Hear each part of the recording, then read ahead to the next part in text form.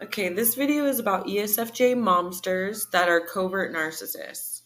And the beginning kind of give a little preview of all of the ESFJ Momsters that I have made associations with and recognized. And now I'm going to start going into an in-depth analysis of them. So the beginning was a preview. I'm going to play an INTJ Sam Vaknin clip, which is going to talk about how covert borderline shows up in men and covert narcissism shows up in women, and there's a gendered presentation. So certain personality types are prone to certain types of personality disorders, and also certain types of genders are prone to certain types of personality disorders as far as covert and overt varieties. So going into the in-depth analysis of the ESFJ covert narcissist momsters, I'm going to start with Mother Gothel. So in my real life case of an ESFJ Norma Bates that I went into in a different video, I started realizing that I started figuring out her personality type and figuring out her diagnosis, covert narcissism, by seeing the associations between her and Mother Gothel, by seeing how her behavior matched Mother Gothel's. I had a hard time, for a long time, for many months, even over a year, trying to type my ex's mother when I was with an INTP Norman Bates and his mother was an ESFJ Norma Bates. I was trying to type her for a long time. I thought maybe an STJ or something. It was clear that she was like an SJ, but I wasn't sure if she was like an STJ or an SFJ, whatever. So I couldn't figure it out for a long time. But the way that I figured out Norma Bates, ESFJ, covert narcissism, diagnosis, and personality was by seeing these associations with Mother Gothel. So this video is going to show how Mother Gothel is definitely a narcissistic mother. And then that, along with the Sam Vaknin clip, shows that she's a covert narcissist mother.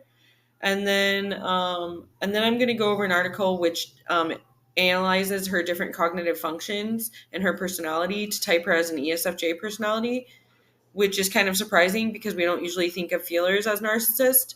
So, but that's the codependent or covert variety. So most of the men diagnosed with borderline personality disorder would be actually covert. And most of the women diagnosed with borderline personality disorder would be actually overt. A very similar situation exists nowadays with narcissistic personality disorder, where we could safely say that most of the classic overt narcissists are actually men, while most of the covert narcissists, and definitely inverted narcissists, codependent narcissists, are actually women. However, even though Gothel had no supernatural powers to call upon, and definitely not any physical strength, she was still able to take complete control of Rapunzel's mind through narcissism. Yeah, I know, it's almost a disappointing answer for a fairy tale, but truly, Mother Gothel checks all of the boxes for an extreme narcissist. Once upon a time, I used to think that a narcissist was somebody who would just look at their reflection or their pictures on their phone and just be so in love with themselves. But there's a lot more to it than that. Gothel has this extreme sense of self-entitlement and self-importance, so much so that she steals a baby. Then she is so obsessive over the notion of youth and beauty that she can't even stand to look at Rapunzel. Pretty much every time she opens her mouth, Gothel has to say something to inflate her own arrogant mindset while simultaneously belittling Rapunzel's self-worth. Rapunzel, look in that mirror. You know what I see? I see a strong, confident, beautiful young lady. Oh, look, you're here too. So it's a constant, I'm number one and you're number nothing. And even if a compliment is given, it's with a backhanded insult or another reminder of how Rapunzel is messing something up. Like when Gothel first appears and Rapunzel pulls her up with the hair, and Gothel goes, oh darling, that looks so exhausting. And when Rapunzel says, oh, it's nothing, mother, the response from this person that she believes is her parent turns into an insult, and she goes, then I don't know why it takes so so long. How you manage to do that every single day without fail. It looks absolutely exhausting, darling. Oh, it's nothing. Then I don't know why it takes so long. But then before that comment can sink in and really upset somebody and make them mad or hurt their feelings, Gothel will be going on about how she's just teasing and she loves her baby so much. Oh, darling, I'm just teasing. I'm just teasing. Stop taking everything so seriously. Rapunzel, please stop with the mumbling. You know how I feel about the mumbling. Blah, blah, blah, blah. It's very annoying. I'm just teasing. You're adorable. I love you so much, darling. And while to some that can look like backpedaling, like, oh, I just got caught saying something mean, so I better back that up and make sure that they don't take it the wrong way. The truth is, when you throw out this mixed bag of compliments and insults, what you're really doing is confusing people and trying to gaslight them into believing that they're wrong if they get hurt or offended. So if a narcissist says something really hateful, they might back that up with, oh, I'm just kidding. Oh, it's just a joke. I don't know why you're taking it so seriously. So they'll spin it around to make it into a problem about you. They're never at fault. They're never to blame. It's always somebody else's problem. Or if you do get really upset and the narcissist can't deflect out of it, they'll get doubly upset and ignore your feelings to exaggerate their own. So ultimately, the narcissist wins every argument because they have you so convinced that you've done something wrong just because you have a negative opinion about how they're treating you. That same kind of puffing up and getting doubly angry also happens anytime you question or challenge them. But if you just... Rapunzel, we're done talking about this. Trust me. Rapunzel. I know what Rapunzel. Oh, come on. Enough of the lights, Rapunzel! You are not leaving this tower!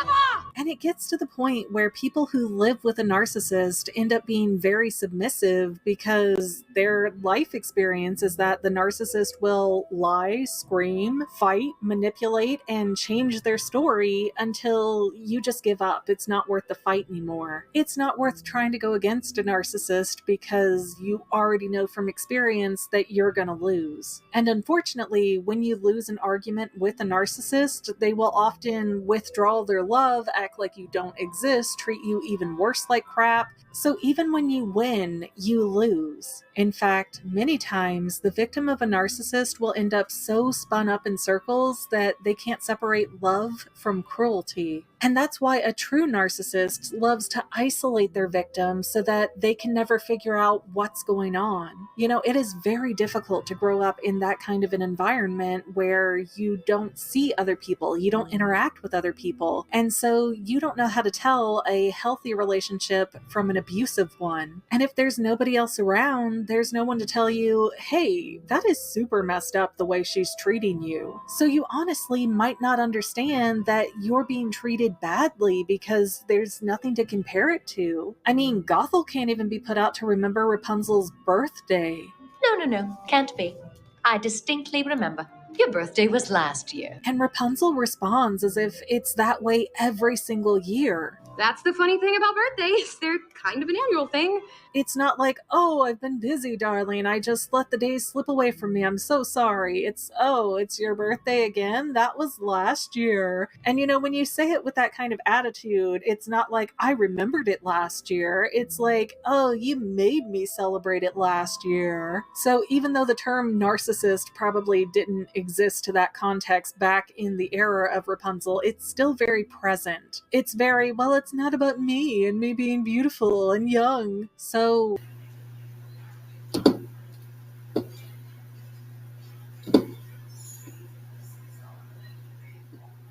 Okay, next I'm going to go over an article on practicaltyping.com which talks about typing Mother Gothel as an ESFJ. And all of this applies to the ESFJ Norma Bates as well. So first factor is that she's a villain.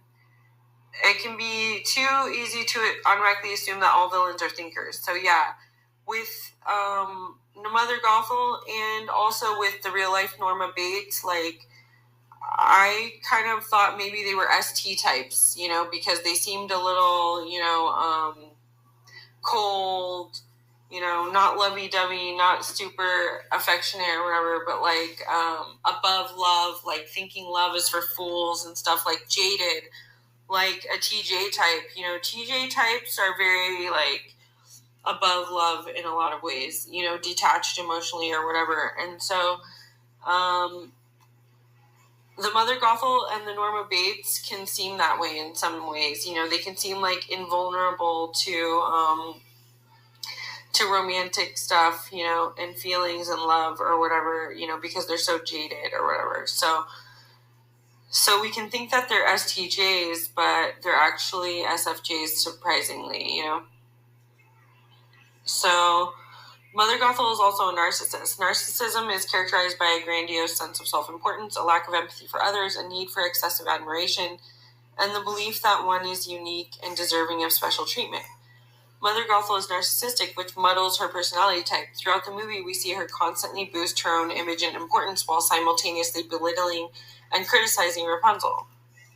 Rapunzel, look in that mirror. You know what I see? I see a strong, confident, beautiful young lady. Oh, look, you're here too.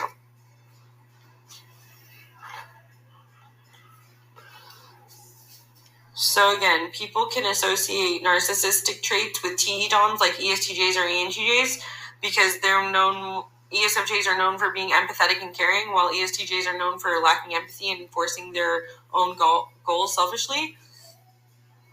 But inferior TI can surface similarly as insecurity and inflating one's own self-importance to get external validation. So those are some factors to consider when we're trying to decide if she's like an STJ or an SFJ. And now we go into analyzing the cognitive functions. So Mother Gothel's heavy SI. Just let me heal him, and you and I will be together forever, just like you want. Everything will be the way it was, I promise, just like you want. Rapunzel's appealing to Mother Gothel's heavy SI. Introverted sensing. Mother Gothel tries hard to maintain a certain lifestyle without allowing any significant changes. And this is similar to the ESFJ Norma Bates in the real life case and in the movie and the book. Naturally, when the flower is stolen, Mother Gothel finds the new source, Rapunzel, and locks her away in a tower. However, as Rapunzel grows older, Mother Gothel feels to consider she might need to make adjustments concerning how she's imprisoning the girl. She believes she can keep telling Rapunzel to just stay in the tower and that Rapunzel will do just that. This is a common pitfall of SI, fixating on a specific point in time and failing to see when reality starts to deviate from that initial internal image.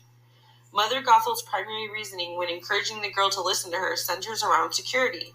She often claims she's trying to protect Rapunzel and warns the girl that she'll regret venturing out into the unknown world.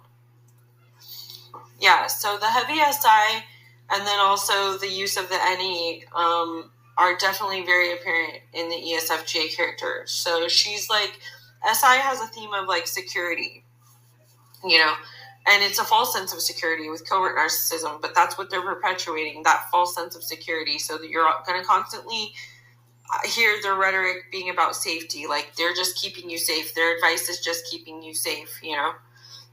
Their control mechanisms are just keeping you safe. And it's a false sense of security that they perpetuate. But SI always has a rhetoric revolving around security. And then next we look at the use of extroverted intuition in, you know, the third position, not the inferior position, but it's used to support all the SI, sense of security, you know, by catastrophizing all the time, catastrophizing everything, like, and thinking up all the scenarios of how everything can go wrong and how scary the world is to perpetuate, you know, needing the security that the heavy SI user is promising to provide. So the NE in Mother Gothel says, one way or another, something will go wrong, I swear. Thugs, poison ivy, quicksand, cannibals, snakes, the plague, yes. Say no more. Mother Gothel uses the fear of the unknown to chain Rapunzel to that tower, and of course, while many types can fear the unknown, Mother Gothel specifically casts a wide net when trying to encourage Rapunzel to be afraid. She doesn't just focus on one or two likely scenarios. Rather, she lists every possibility she can think of, no matter how major or minor. She does something similar when listing all the reasons why Rapunzel is incapable of facing these potential threats, which just further showcases her SI and her NE. On your own, you won't survive. Sloppy, underdressed, immature, clumsy, they'll eat you up alive. Gullible, naive, positively grubby, ditzy, and a bit vague.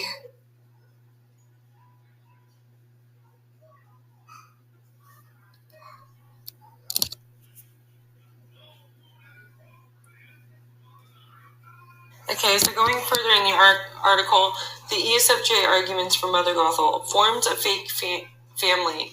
While her expressions of love seem insincere to the viewer, Mother Gothel's go-to strategy after capturing the princess is to create a fake family. She pretends she is Rapunzel's mother and preys on that relationship. She relies on emotional manipulation. Mother Gothel relies on emotional manipulation to imprison the girl rather than physical chains.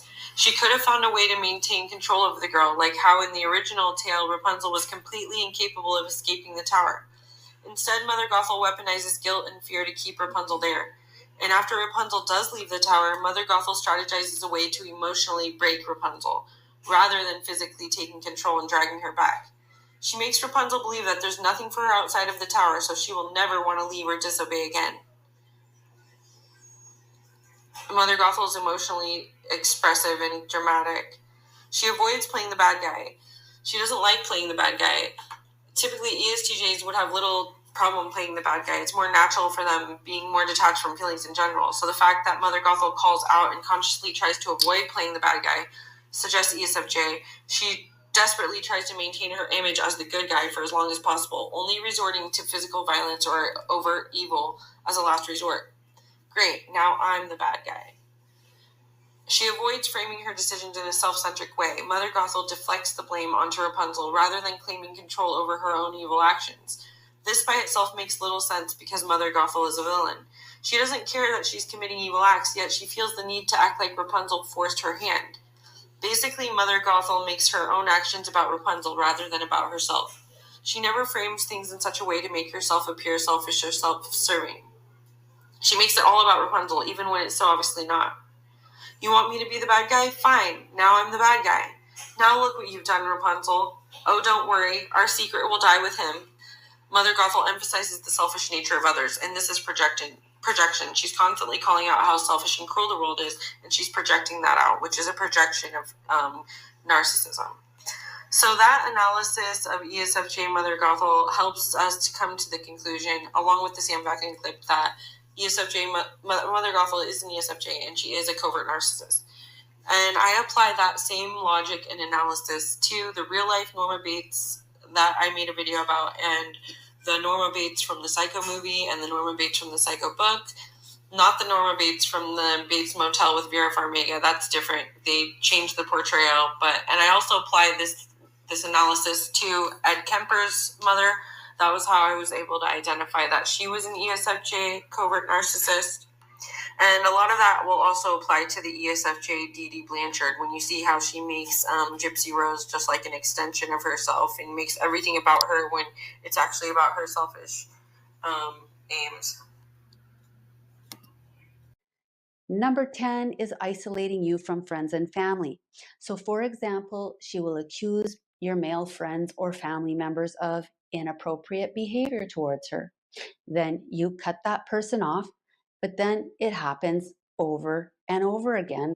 There's always a valid reason why you can't associate with this friend or that family member until one day you realize that you look around and there's just no one left in your life other than her and her flying monkeys. So next I'm going to play some of the Norma Bates rhetoric from my video about a real-life Norma Bates, so that you can see how the analysis of Mother Gothel as an ESFJ and as a covert narcissist also applies to the rhetoric coming from ESFJ Norma Bates in my real-life Norma Bates scenario, and also in the original Psycho movie and the original Psycho book. You make yourself sick. That's the real reason you're still sitting over here on this side road, isn't it, Norman? Because the truth is that you haven't any gumption. Never had any gumption, did you, boy? Never had the gumption to leave home. Never had the gumption to go out and get yourself a job, or join the army, or even find yourself a girl. You wouldn't let me. That's right. I wouldn't let you. But if you were half a man, you'd have gone your own way. He wanted to shout out at her that she was wrong, but he couldn't, because the things she was saying were the things he had told himself over and over again. It was true. She'd always laid down the law to him, but that didn't mean he always had to obey. Mothers sometimes are overly possessive, but not all children allow themselves to be possessed. It was really his fault as much as hers, because he didn't have any gumption. You could have insisted, you know, she was saying. Suppose you'd gone out and found us a new location, then put the place here up for sale. But no, all you did was whine, and I know why. You never fooled me. It's because you really didn't want to move.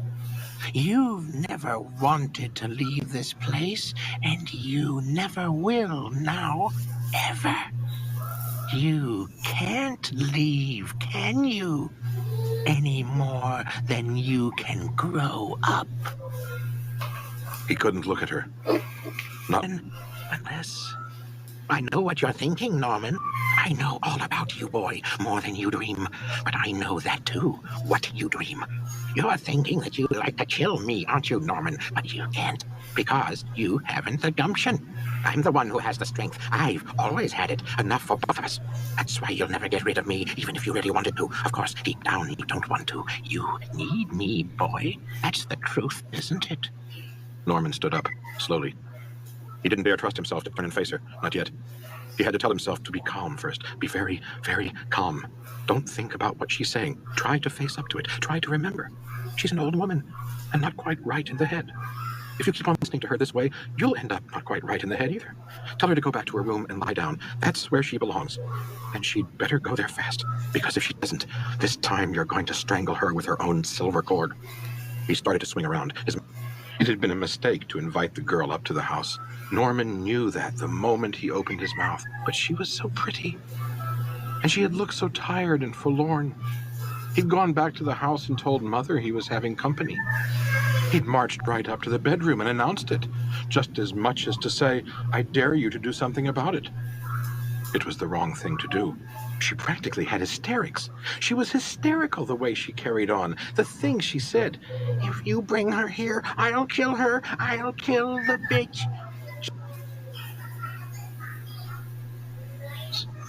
And the point is, he was getting away with it until... Sam hesitated. Delilah finished the sentence for him. Until Mary came along. And something happened, and he killed her. Mother killed her, Sam said. Norma killed your sister.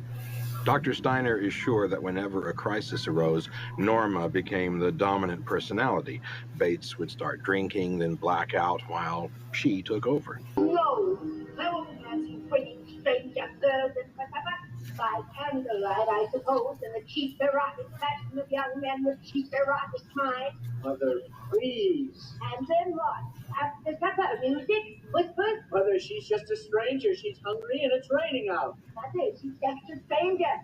As if men don't desire strangers. As if, oh, I refuse to speak of disgusting things because they disgust me. You understand, boy? Go on, go tell us you'll not be appeasing her ugly appetite with my food, or my son. Or do I have to tell her because you don't have the guts? Huh, boy? You have the guts, boy? Shut up! Shut up! That it's Norma Bates behind all the evil, and this shows some more of her horrors rhetoric and stuff.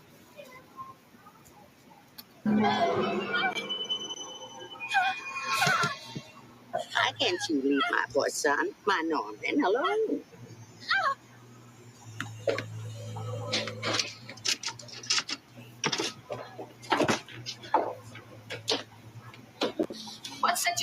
dead, Norman. Mrs. Fool, you killed her, didn't you? What did she do? Come to you, tell you that she was your mother? She was crazy, Norman, but she wasn't your mother. Neither are you! Mrs. Fool was your aunt, Norman. She was in love with your father, but your mother stole him away from her! Mrs. Fool killed your father in a jealous rage and kidnapped you when you were just a baby! She killed your father because she thought you were a child! The child she should have had with him! She was crazy! They locked her away! It's lies. It's all lies. Norman!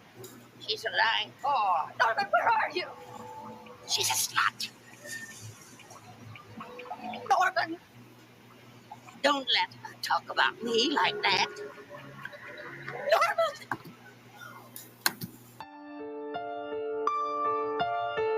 Jax is in a real strange place. He doesn't need any outside voices in his head. Stay clear of him. We're not 19 years old anymore. You can't dictate what he does, who he sees. I'm his mother. And until I am dead and cold, I am going to do anything I have to do to protect him.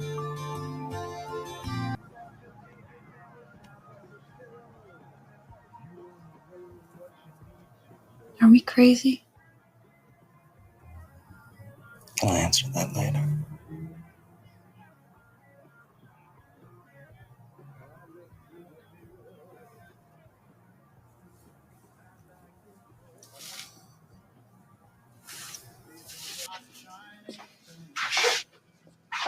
Good morning. Good morning. Thanks for saving the Irishman. He'd be dead if it wasn't for you. You're welcome. Can I ask you a question? I'm tired. I'm not really up for a fight. I'm not a fight. Just trying to figure out what's going on. You and Jax are obviously reconnected. Honestly, I don't know what we are. That's what concerns me. You're clearly not one of them. Glad that's clear. So what happens next? I don't know. You become his old lady? What's that look like? Operating on kids during the day, patching up bullet wounds at night? Okay, I get it. I know you hate me.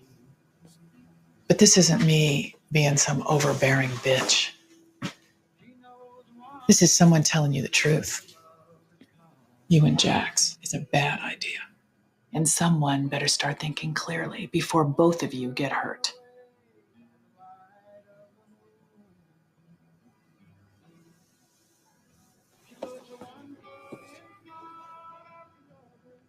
Well, it wouldn't be my first bad idea. It seems to follow me wherever I go.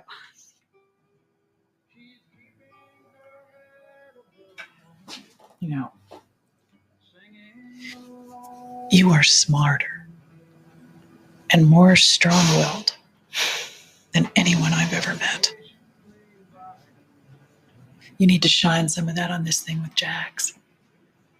He's not smart enough right now to do what's right. You have to be the one to break this off. Save both of you from something bad. I'll send you all the money you need.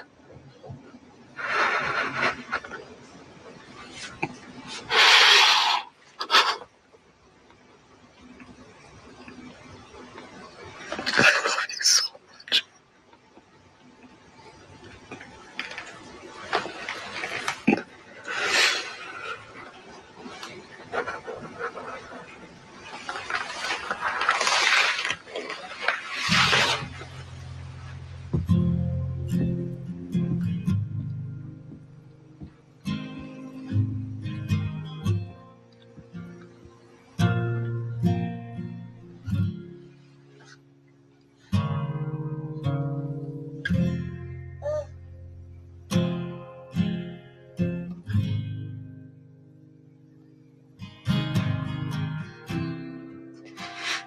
is mine.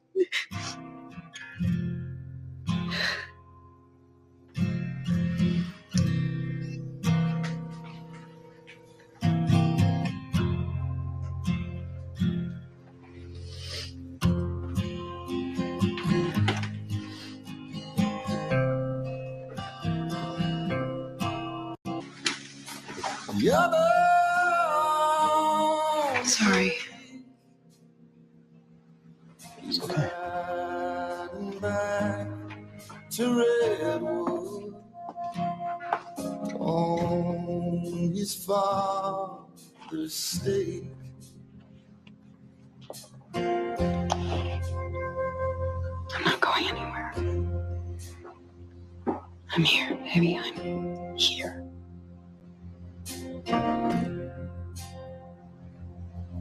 And I'll wait in charming town, the game my lovers won. And I'm staying here to end my life down in the rising sun.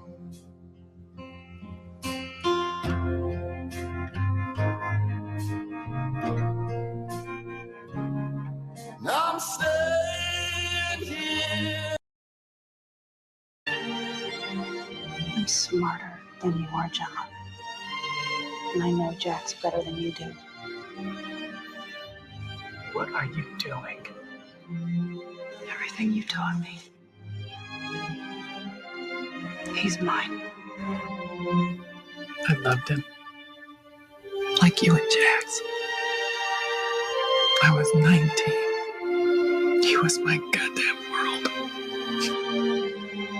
Until you pull it together, I don't want you alone with my boys. Really? Life moves on. We change. I hate different things now. Don't ever try to hurt me or my family again. What, Doctor? You gonna kill me? But my husband might.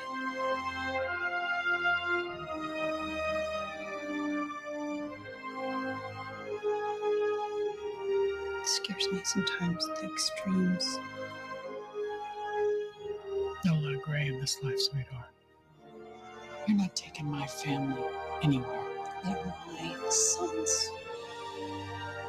Jax would kill you. Might as well. I'm dead without my boys. My grandkids. And I'm gonna make sure they never suffer the same fate as their father. Those boys will not be raised in charming. They will not know this life, and they will not know their angry and psychotic grandmother. Put him to bed. He asked me if Gemma Not like Grandma killed my other mommy. had killed the Tara to make room for Wendy. So my first mommy could be here with me. Sorry, sweetheart. Killing your mommy was an accident. So sorry this happened. It was such an awful accident. Is my kid delusional?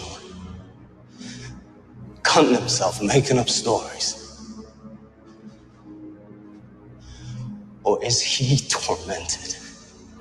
Do you understand what an accident is? Do you? Trying to wrap his little mind around something horrible. Oh, if you gave a shit about Tara, maybe you'd spend a little less time being a thug and a little more time being a dad. You need to watch your mouth, old man. And I gave it to your daddy when he patched into the club. This one's for you. So you have it when you become a member. Bye, Grandma. The way she yelled at him. So good. It's the time.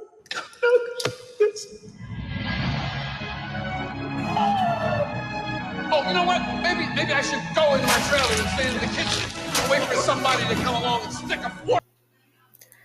So in the ESFJ Mother Gothel situation, in the ESFJ Norma Bates situation, and now also in this ESFJ Gemma Teller situation, there's like the theme of emotional enmeshment and covert narcissism in the gaslighting and the isolation, and seeing their son's romantic partners as competition to eliminate, and being out for blood for their son's romantic partners, because they see them as an emotional threat that they get jealous about. So it kind of seems like the ESFJ mothers are like just loving too much and just too protective or whatever, because they just love them too much. But it's actually because it's covert narcissists. The reason that their displays of love are so exaggerated is because they're so inauthentic, and it's not real maternal love in the case of these covert narcissists. They're just using the illusion of maternal love and the perfect mother image, as a tactic of narcissistic abuse, of lifelong narcissistic abuse. So in the case of, ESFJ Mother Gothel, she isolates Rapunzel, she gaslights her about her family situation, like she's her real mother, and she constantly criticizes her and narcissistically abuses her and cuts down her self-esteem and confidence and makes her scared of the world and everything outside of her to try to keep the status quo of everything the way that she wants it.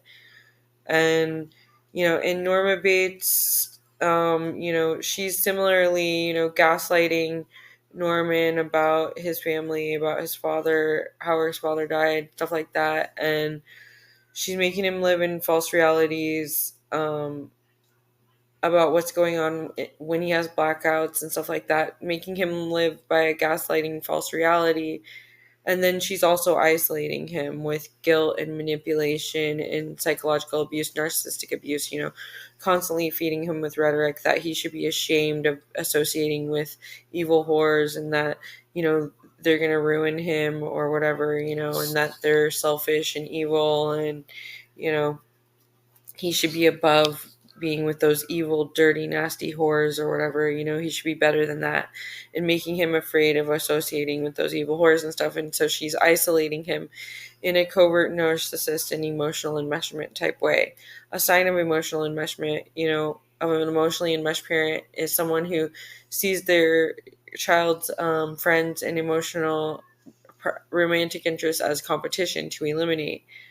And so they do it with emotional manipulation and gaslighting rhetoric, constantly making up like legitimate reason, or what sounds like reasonable reasons why they shouldn't be able to associate with these people, so that they're only associating with them and meeting all of their codependent emotional needs. So it's similar in this ESFJ Gemma Teller situation. Like the ESFJ Gemma is just this nasty covert narcissist acting like everything she does is to protect her son Drax, but it's really just to meet her own codependent needs, and she acts out her insane jealous rage against her son's wife Tara.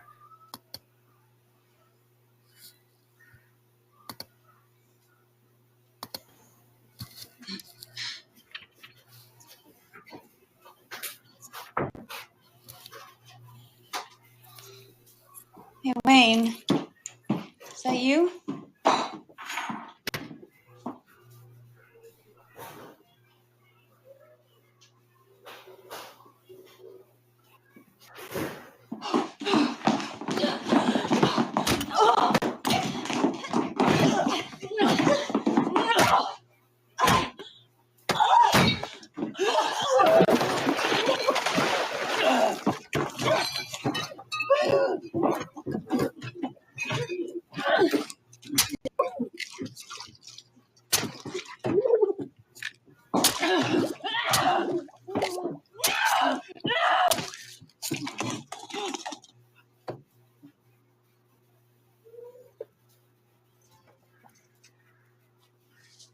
I'm looking for Gemma. She's not here. I just dropped off Tara. She took Hunter's truck.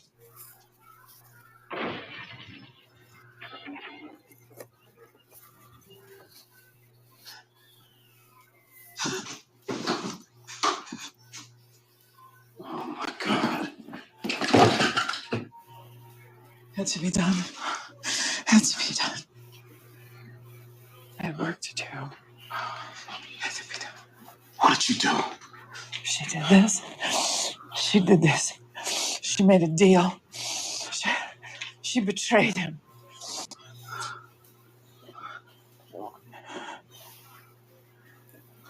Tara didn't rat Gemma. Jax gave himself up to protect her. To keep her safe. I didn't know anyone was here. What do you want? Coming by to get some of the boys' things. Just in case they need to spend some time at Grandma's. Yeah, that's not gonna happen. Really? And what is it you think is going to happen, Tara?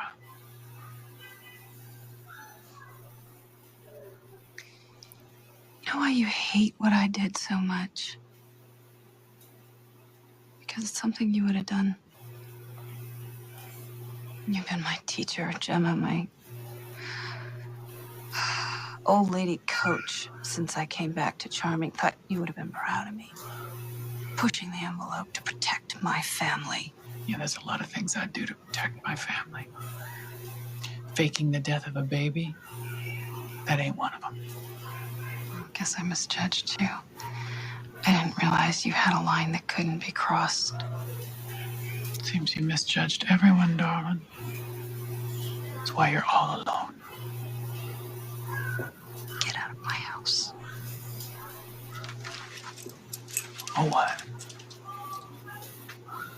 You gonna run me over? Your bridges are all burning, Mom. I think you'd be trying to make as many friends as possible. I don't need friends. I have my family. You honestly believe that, don't you?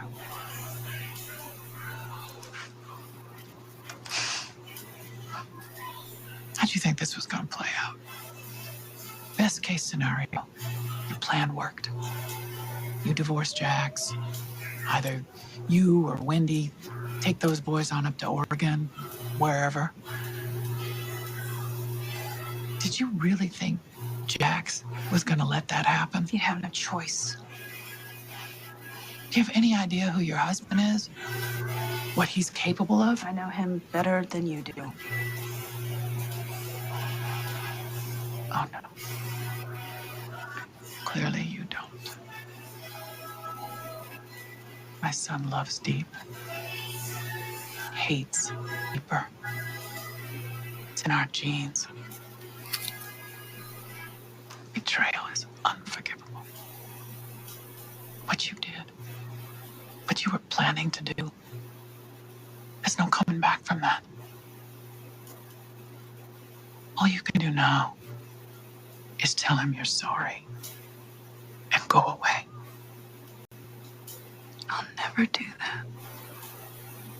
Not without my sons.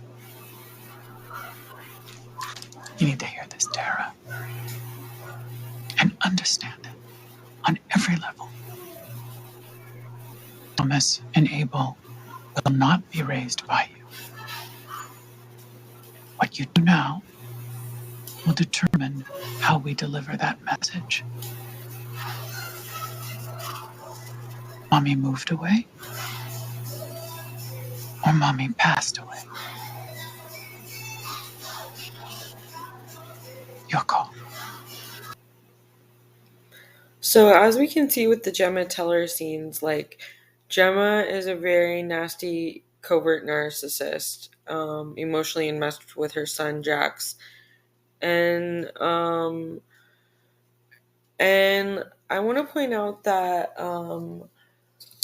like I said, when we're talking about the Norma Bates portrayals, you know, and I said, like, the Bates Motel Vera Farmiga version of Norma Bates isn't really accurate to my real life Norma Bates situation.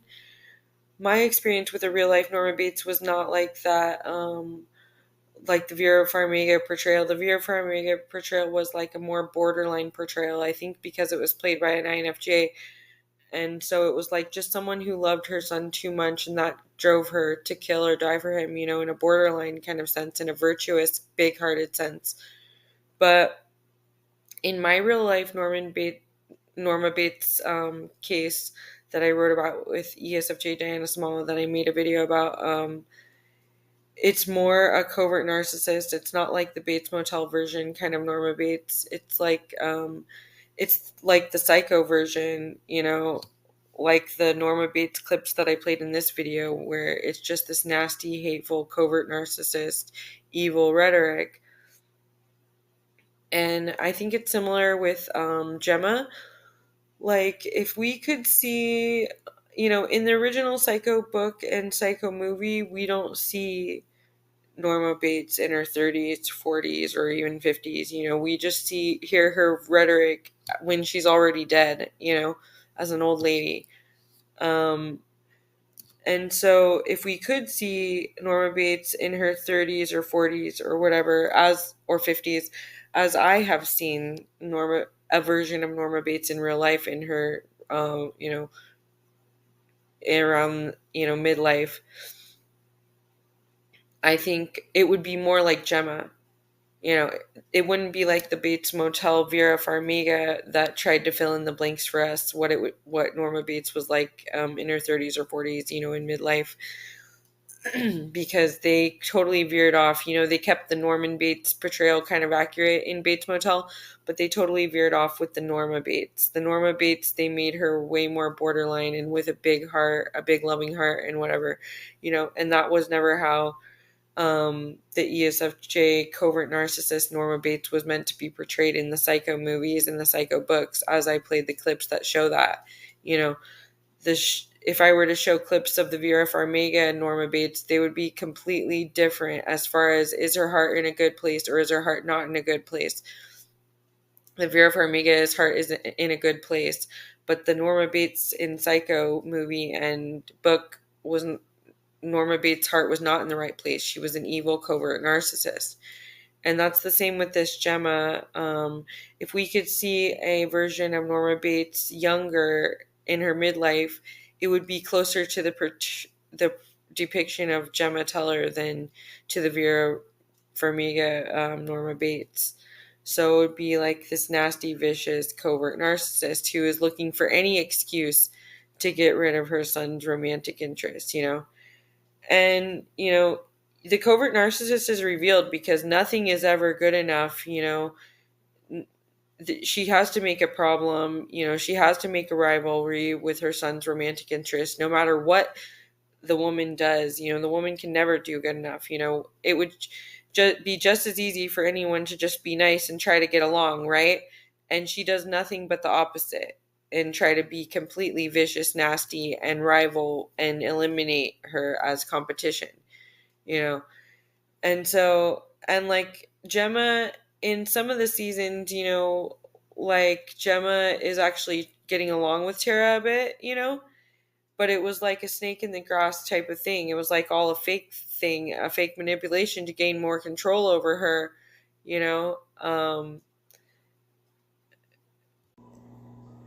So I want to go further with Gemma and just really illustrate how much of a snake she is, and and how well Sons of Anarchy depicted her character, the character of a covert narcissist. Like, right now, that's probably the best fictional character case study of an ESFJ covert narcissist in existence is Gemma Teller, and if you compare her to Lori Vallow, and Lori Vallow's the real life version of the best ESFJ case study for covert narcissism, and they are so similar, Lori's already a documented case of what someone like that would do and did do, and it's all documented, And then if you compare it to the character of Gemma Teller, you see that they're doing all the same damn things. They're playing all from the same playbook, It's the same, bag of tricks or whatever. So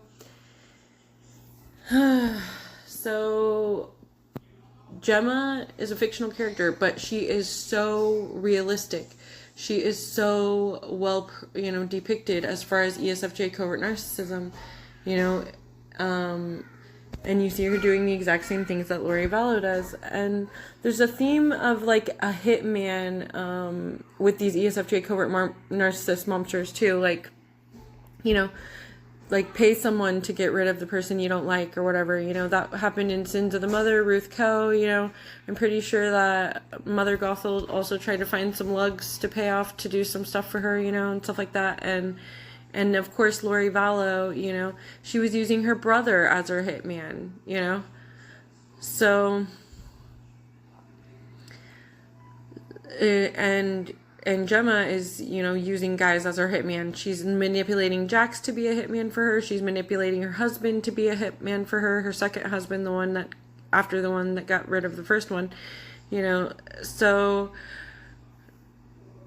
So these women are murderous, but they keep their hands clean, they find, people to do their dirty work for them, And so, I want to point out, like, in one of the clips, ESFJ Gemma Teller is talking to Tara, and she's like talking about her husband, Jack's father or whatever, and this is a lot of the way that Gemma gaslights Jax and constantly makes him live in a false reality. Like, she doesn't tell him the truth about what really happened to his father and stuff like that,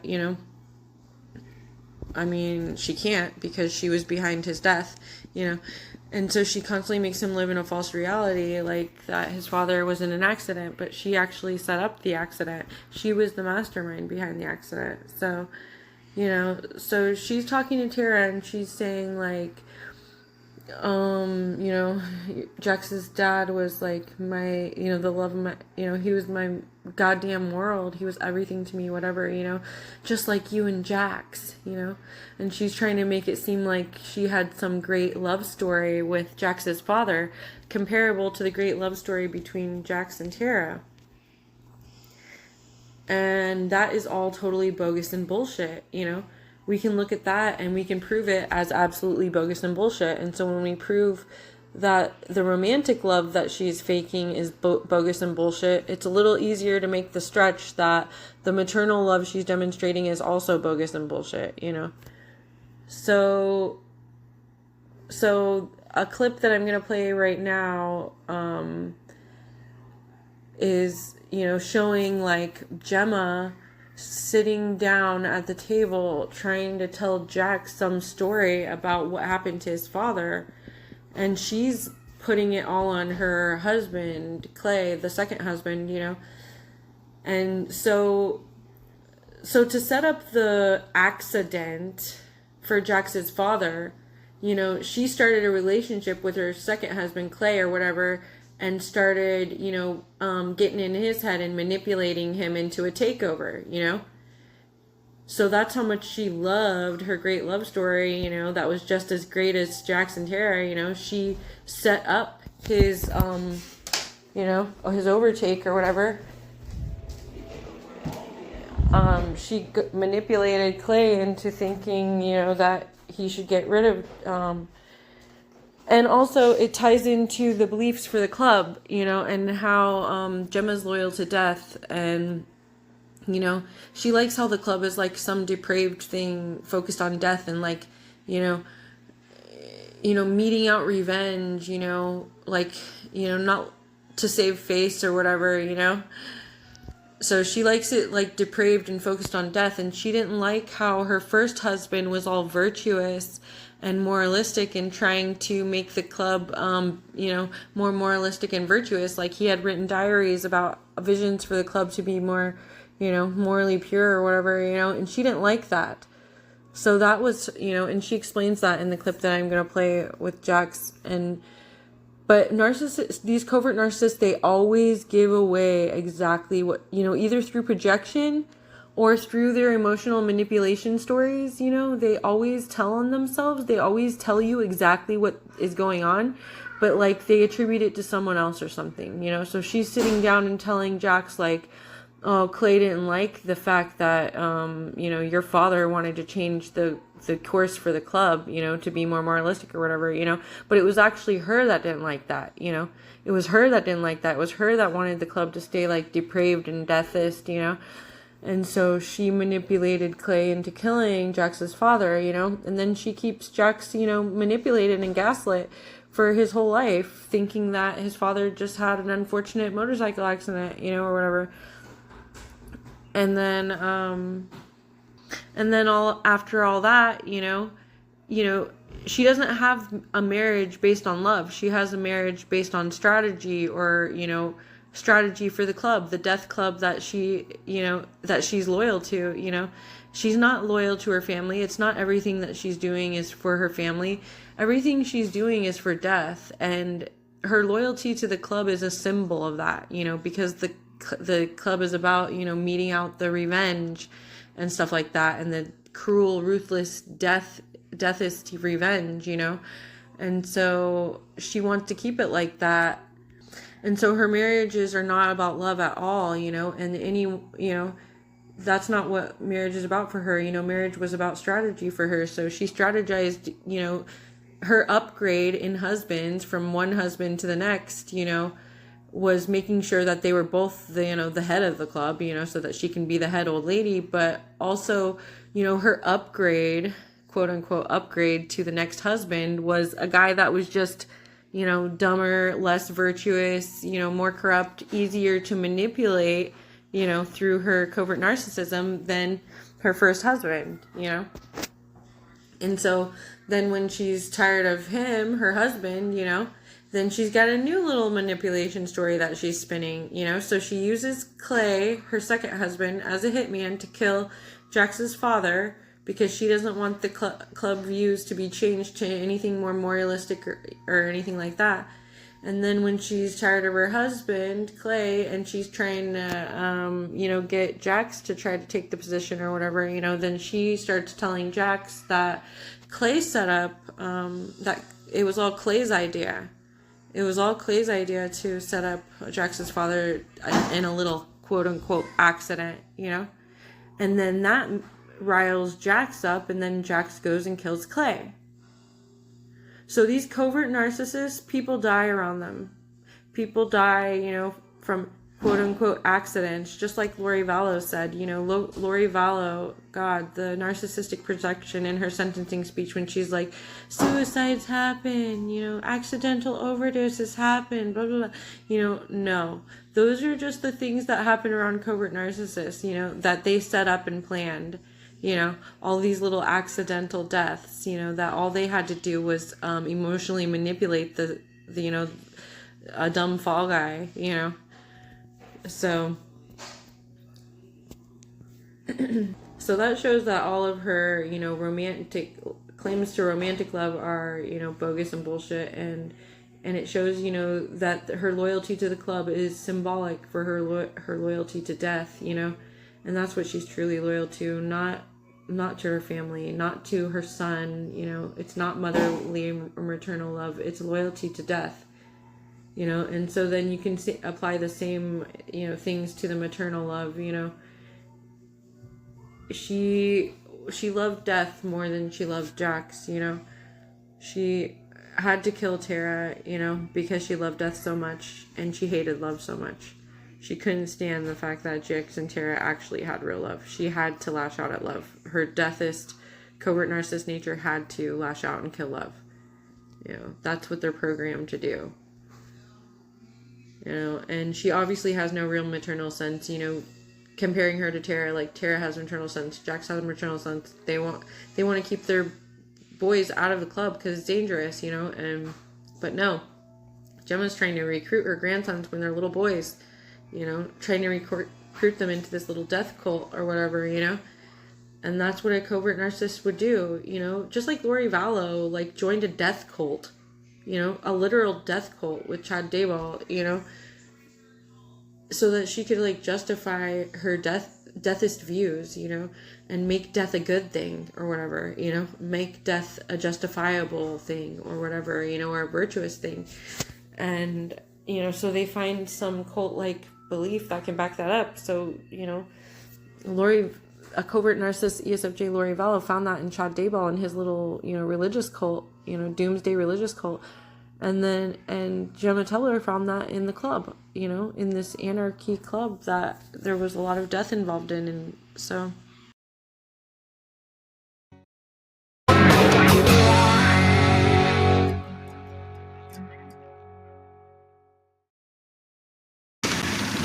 JT and Kellen decided to get the MC out of guns, away from the IRA.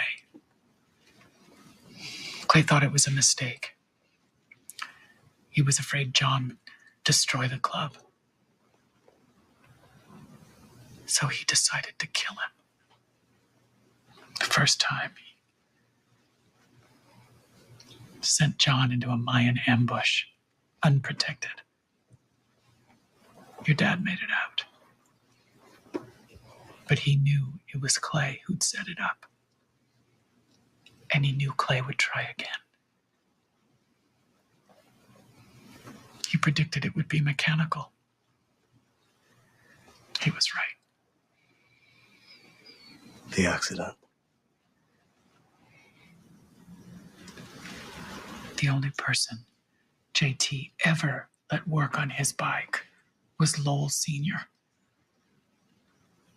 Clay must have paid him off or threatened him. He had to be the one who sabotaged the panhead. Lowell Sr. was killed by the Mayans a week later. Yeah. Clay buried the secret. Right into this world. So after playing the Gemma Teller clips, I want to go back to my video about my real life experience with a real life Norma Bates, ESFJ Norma Bates, ESFJ Diana Symalla as ESFJ Norma Bates, and just talk about how my experience with a real life Norma Bates, the Norma Bates character, personality, and diagnoses as ESFJ covert narcissist were more similar to the psycho version in the original book and the original movies, and not like the Vera Farmiga version, which humanized her and gave her a heart in the right place and that type of stuff, and so the experience I had with a real life Norma Bates with this ESFJ Diana Small was a lot like the experience with Gemma Teller. It was like she was out for my blood, and she would have loved to get rid of me physically by killing me, and she actually brainwashed her son to act out in violence towards me with another personality.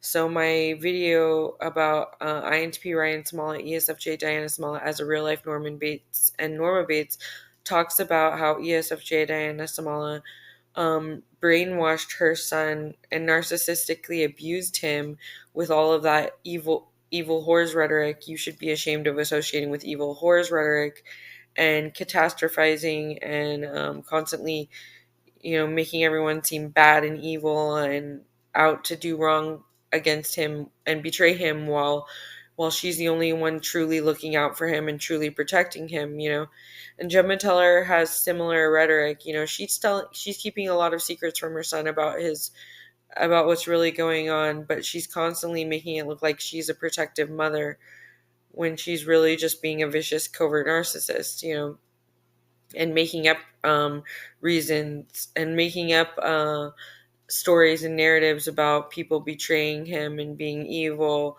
to make him emotionally manipulate him and guilt him and gaslight him into not associating with anyone that she doesn't want him to associate with, so that she can use him to meet all of her codependent emotional needs.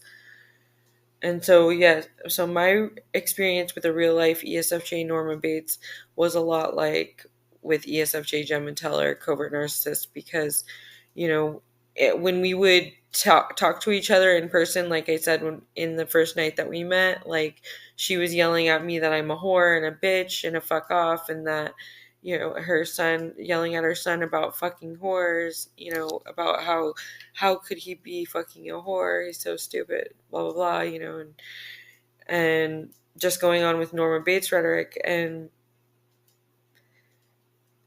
And also, after I got pregnant, a lot of the texts I had texted her, in a kind of rivalry way, because she was always calling me a whore and a bitch, And so a lot of the times that I would text her, it would be kind of like Gemma Teller, Tara Teller dynamics, where it's just a showdown, where they're just talking down to each other, and trying to be superior over each other, trying to dominate and be domineering over each other, where the Tara is just, innocent standing up against evil, and Gemma is evil standing up against good, so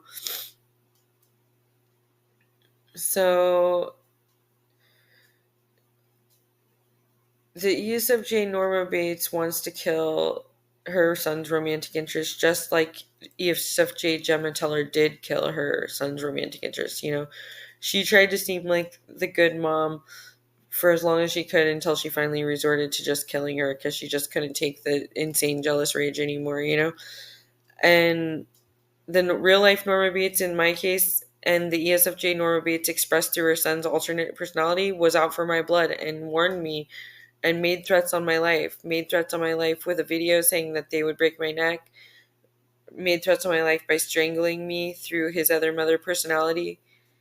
INTP Ryan's ESFJ other personality strangled me and also sexually battered me. So the ESFJ Norma Bates is out for my blood, and she's already got some of my blood by brainwashing her INTP passive submissive Norman Bates' son, emotionally enmeshed son, and his alternate personality, the ESFJ mother covert narcissist inside him, has come out and strangled me and sexually battered me, to warn me to stay away from her son, to warn me that she would kill me if I was associating with her son. And that's similar to Gemma Teller. Before she killed Tara, she gave her lots of warnings that she would kill her if she associated with her son. And so that's the experience that I've had with a real life ESFJ covert narcissist, Norma Bates, is her acting just like ESFJ Gemma Teller, like that she just would kill at the first chance that she could get, and that she's out for blood. I've known him since junior high, but when he was in college is when he finally asked me out. And I swear, like, right after that date, we both felt, okay, this has, like, real potential. I went to a Christian church with Kelsey. My mom just was so upset with that. She felt like I was taking Colby away from the LDS church. I think it was more about control for Lori than anything. She was just very passive aggressive. She would like snake her way into things and try to manipulate things or make Colby feel bad. She was always competing with me for Colby's like love and attention, and I don't know, I just always had an off feeling about her. After we got engaged, Lori was acting so bizarre. She would say really off the wall random things like, Jesus loves you, but he loves me the most. Claims department, this is... So that experience matches my experience with a real life ESFJ Norma Bates, ESFJ Diana Symalla, ESFJ Norma Bates, where she was trying to, eliminate me as her competition, and covert narcissist, emotionally enmeshed mothers see their son's romantic interest as competition to eliminate. And so I could relate to that experience, and I saw the ESFJ covert narcissist in Lori Vallow based on my real life experience with an ESFJ on real life Norma Bates, and also comparing it with the analysis of the ESFJ mother Gothel covert narcissist. So after relating Gemma Teller to my real life ESFJ Norma Bates case,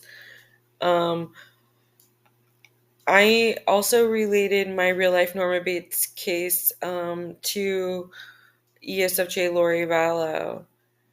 And the case of ESFJ Lori Vallow is interesting because it's like, I just showed the clip where she was acting really bizarre around her son's fiance and wife. It's like, so she could have been all Norma Bates with her son and her son's girlfriend, and went out for blood against her son's girlfriend, and she did try to ruin the relationship and stuff, but it didn't really work. Her son wasn't really as passive. He was more of a J personality like her and just did his own thing, And so, Lori Vallow Daybell was kind of like a Norma Bates, she tried to be in a way, she was being a covert narcissist, emotionally enmeshed with her son, trying not to let her son go out on his own and have his marriage, but he just ended up doing it anyways. So she had to devote her attention elsewhere, and then eventually she devotes her attention elsewhere, and she teams up with what I think is an ISFJ in Chad Daybell, so someone a lot like her, where it's like double trouble, magnify their strengths, magnify their weaknesses, their blind spots and whatever. So so she goes and she has her kids killed, she has her husband killed. Also, she can start a new life with her husband. She commits insurance fraud. She tries to commit insurance fraud and stuff, and it's like, I see the similarities between ESFJ Diana Symalla as ESFJ Norma Bates, and the covert narcissism in ESFJ Lori Vallow Daybell as well. And I think in all these cases of ESFJ covert narcissists, they use God to justify what they're doing, and they always try to make themselves look like the protective mothers all the way till the end. And this Lori Vallow shows that that it's a diehard sense that they will make themselves look like they were the protector mama bears. I mean, listening to this, I'm going to play this sentencing speech of ESFJ Lori Vallow Daybell's, and it's like, listening to this, it's like she's trying to make herself seem like, almost like a more borderline mama bear that has this huge heart for her kids or whatever, and like she was just such a devoted mother and nothing else, but it's actually not true. That's just her delusional story that she's perpetuating, when she actually says like that she thinks that her children are better off in heaven, like they're having a wonderful time there. That's like how she absolves herself of all the evil that has actually taken over her and come out of her, by telling herself that her kids are in a better place and that they're better protected now in heaven. So this is an example of ESFJ covert narcissism after the worst has happened, when it wasn't played out in a Norma Bates type way towards a romantic partner, but she actually got her husband killed for insurance money and then got her kids killed to try to run off and have a new life with her husband. To start by quoting John from the New Testament in the Bible. In John chapter 8, verse 7, Jesus says, "He that is without sin among you, let him first cast a stone at her." Then in verse 15, Jesus says, "Ye judge after the flesh, I judge no man. And yet if I judge, my judgment is true." Jesus knows me, and Jesus understands me. I mourn with all of you who mourn my children and Tammy. Jesus Christ knows the truth of what happened here.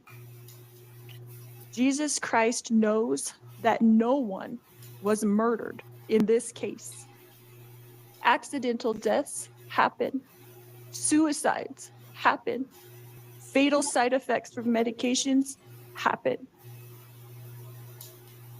I have a different perspective in life because in 2002, when I was pregnant with Tylee, I died in the hospital while in labor with her. They tried to stop my labor.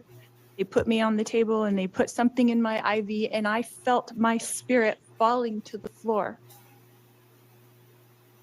I was standing near my pregnant body, watching the doctors try to revive me, which took them a few minutes. In that time, my sister Stacy was standing to my left. I turned to hug her and was surprised that her spirit was as tangible as a physical body, because I knew I was in spirit and she was in spirit. She said she needed to show me some things, and we went to heaven. I later returned to my body.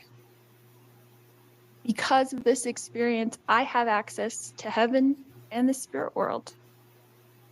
Since then, I have had many communications from people now living in heaven, including my children, Tylee Ashlyn and Joshua Jackson, my sisters, Stacy and Lolly, my aunts and my uncles, and my grandparents.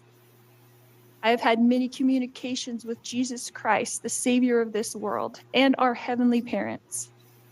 I've had many angelic visitors have come and communicated with me and even manifested themselves to me.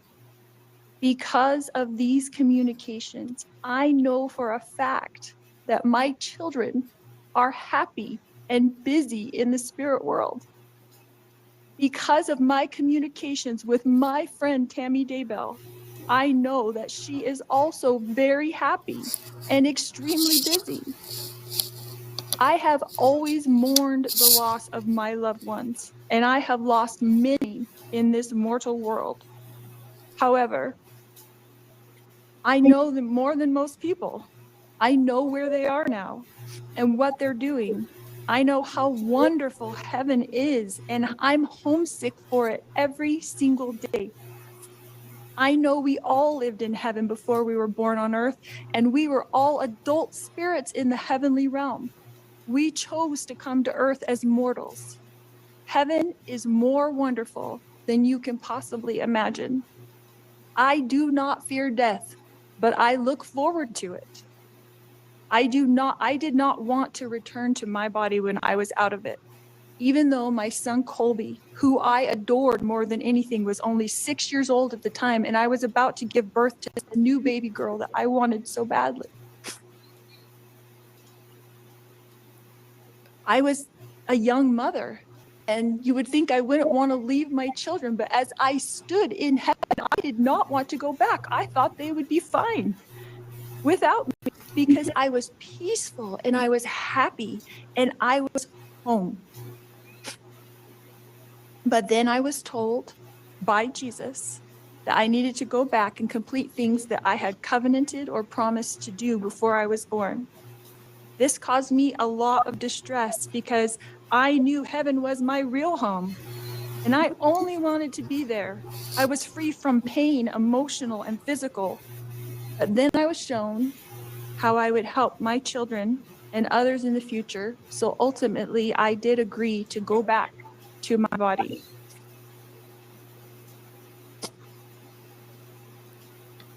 Tylee has visited me. She is happy and very busy. Tylee is free now from all the pains of her life. Tylee suffered horrible physical pain her whole life. I sat with Tylee in the hospital year after year after year while she screamed in pain when the morphine wasn't even enough to take away the pain of her pancreatitis. I sat there while she cried, and I held back her hair while she threw up. And I am the only person on this earth who knows how much Tylee suffered in her life. She had pain every single day. She never felt good.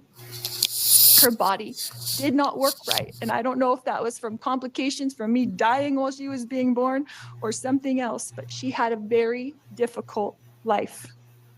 She was sexually abused by her own biological father since she was 3 years old, and she was forced by family court to go visit him for 10 years against her will. I fought for her in court. I protected her. I tried to protect her with my whole life. I tried to protect her. I worried about her every single day. Tylee had to get her GED because she couldn't go to school every day because she never felt good. She felt sick. Nobody knows this because Tylee, like myself, tries to put on a good front, tries to be a happy person, tries to have hope in life, tries to know that she's here for a purpose and that she has an eternal purpose to be on this earth. But I never stopped worrying about her. One of the times that Tylee came to me as a spirit after she died, she commanded me, and she said to me, "Stop worrying, Mom. We are fine." She knows how I worry and how I miss her.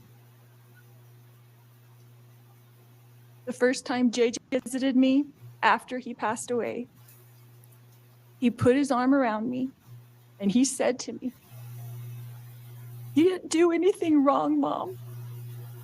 I love you. And I know you loved me every minute of my life."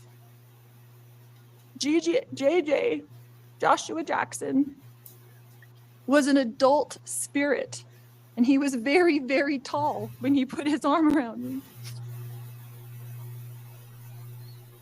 He is busy, he is engaged, he has jobs that he does there, and he is happy where he is. His life was short, but JJ's life was meaningful. JJ was a wonderful person and touched the lives of everyone, and I adored him every minute of his life. My eternal friend, Tammy Daybell, has visited me on several occasions. She came to bring me peace and comfort, and I know that she is extremely busy helping her family, especially her children and grandchildren, and I have a great love for Tammy.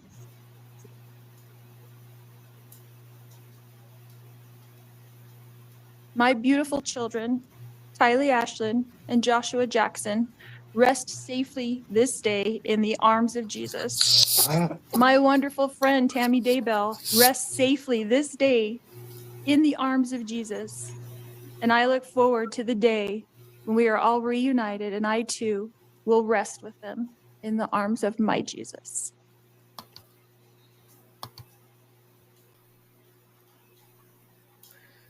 Okay, so going back to the emotional enmeshment video featuring ESFJ Gemma Teller, I had played one of the clips from Sins of the Mother with ESFJ Covert Narcissist Ruth Coe, which is based on a real true story.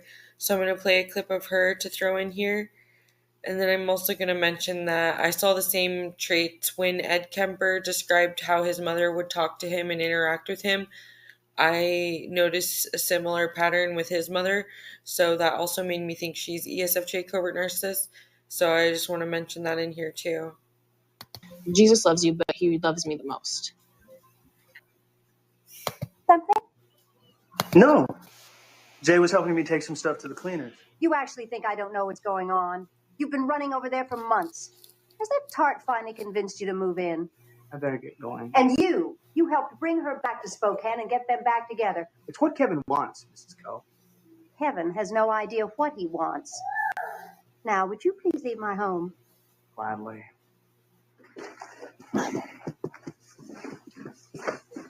How can you do that to him? Jay is my best friend. How can I do that? You're pathetic. Don't you even know what you've done? I'm trying to live my life. Then go live it, but not with that bitch. An occasional whore would have been a far better choice. Jennifer's in Las Vegas. Don't you dare lie to me. I've seen you with her. You followed me? Yes, I followed you. $400 suits. You can't afford them. You don't have the money. Your father gives it to you. I know. I know everything. Now get the hell out of my house. And remember, if you go running back to that tramp, you're not my son.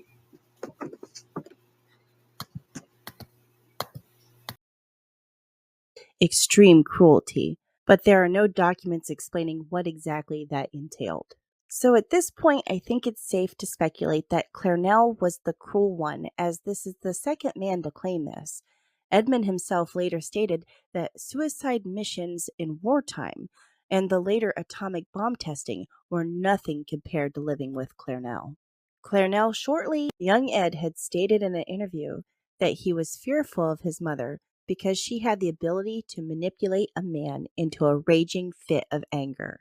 She would argue until the man got to a point where he would run around the house, punching walls and smashing windows, and then she would push even further until they would strike her. Following that, she would belittle them for not being able to control themselves, and then she would push them into guilt for hitting a woman. Clarnell often complained about Edmund in front of the children. She told Ed how much he reminded her of him. This caused Ed to naturally think Clarnell hated him as well. Well, there was that, and the fact that she refused to nurture the boy. She felt babying a son would turn him gay, and depriving him of love and motherly interaction would force him into becoming a strong-willed, independent man once he grew up. By the time Ed was sent, Clarnell was interviewed about the killings. She was quoted to say, "Pressure must have been building." Maud wrote about how happy he was with his gun and dog and great authors in school. "It wasn't until the tragedy that I was told by his father that he was beginning to worry and frighten them with his moods. I wish I had known." But really, she did know all along. She even, in a drunken stupor one night, called Edmund to warn him about how bad Ed was and to not be surprised if he ended up killing them one day.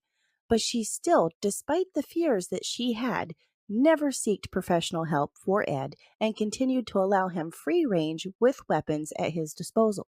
Now, it's kind of hard to track down Clarnell's activities during the time Ed was in the mental hospital, other than the fact that she and Harold divorced and then she moved to Santa Cruz, taking a job at the University of California.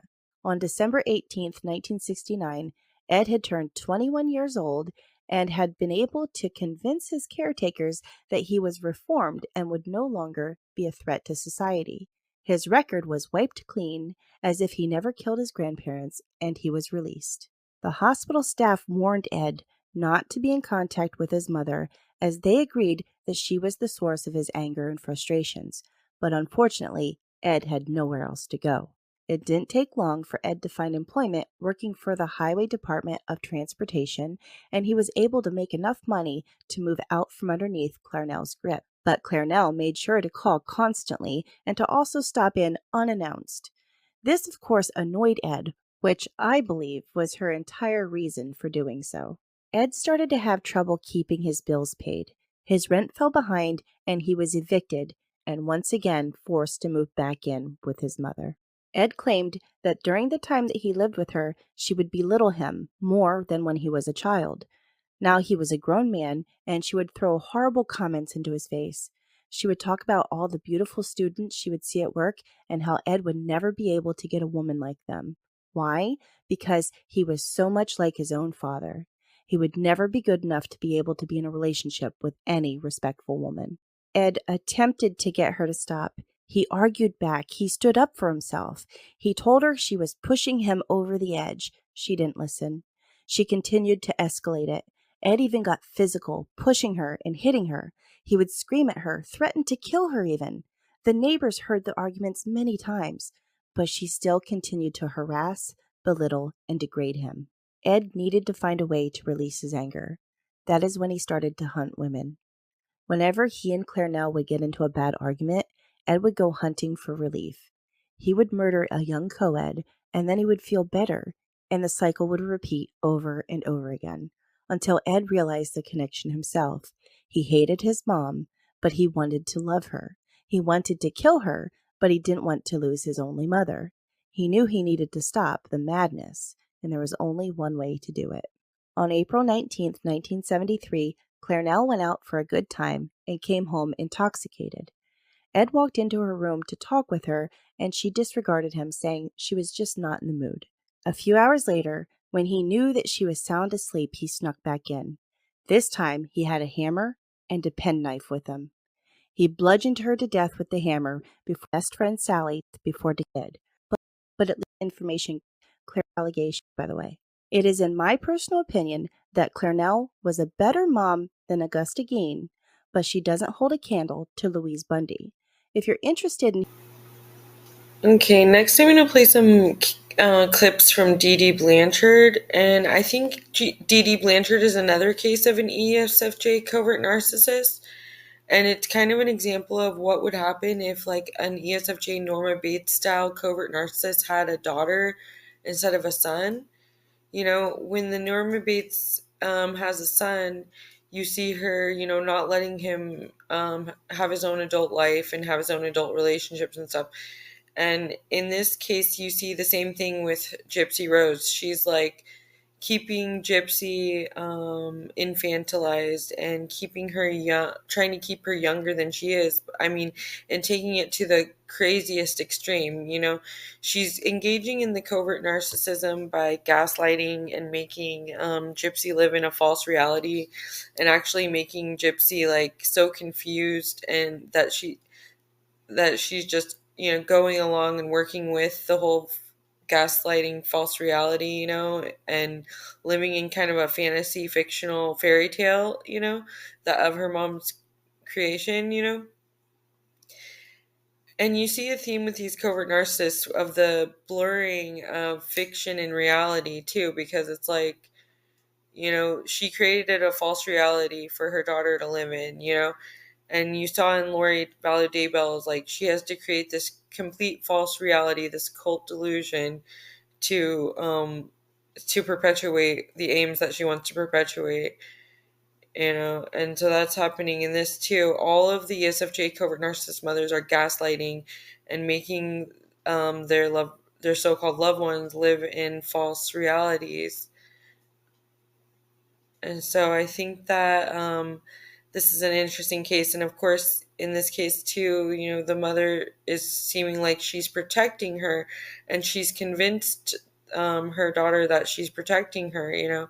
And Gypsy, kind of like in a passive P-type Norman Bates style, goes along with that narrative and actually believes that her mother is looking out for her best interests overall, you know.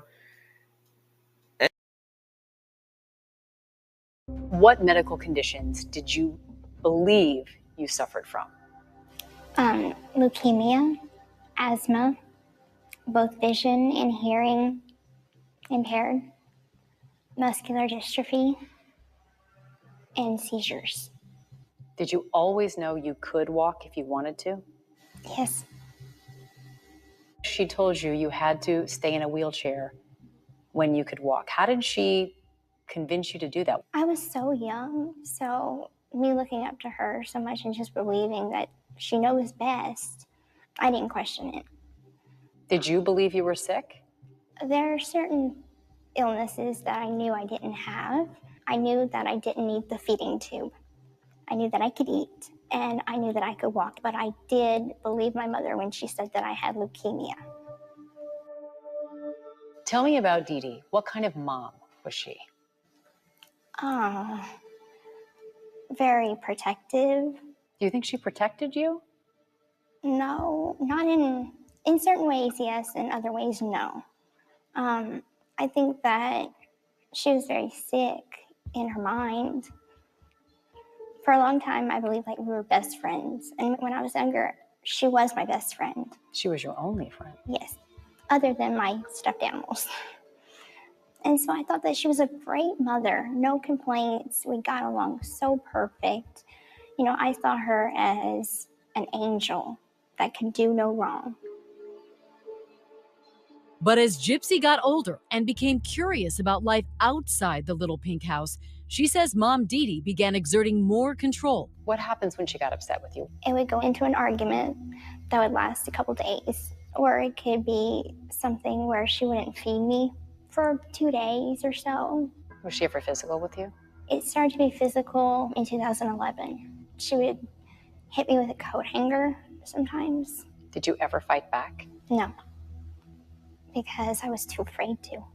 Gypsy says she did try and run away once, but DeeDee found her a few hours later, and there were consequences. She physically chained you to the bed? She physically chained me to the bed and put bells on the doors. Did you ever consider, in a public place, if you stood up out of your wheelchair and walked, DeeDee's fraud would be completely exposed? I honestly didn't think about that. It never crossed your mind? No. So instead of planning an elaborate escape, You planned a murder. Yes. According to friend and neighbor Aaliyah Woodmansey. It sounds like a really awesome life, but I mean, it's not worth like what condition her health was in. But in private, Gypsy just wants to be a regular teen and find love, according to friend and neighbor Aaliyah Woodmansey. She would show interest in like different boys and try to ask me advice on like, you know, how do you approach them? How do you like kiss a boy? Aaliyah says mom DeeDee didn't approve of the girl talk. And it was like, my daughter has the mentality of a child, like you're talking to her about teenage girl things.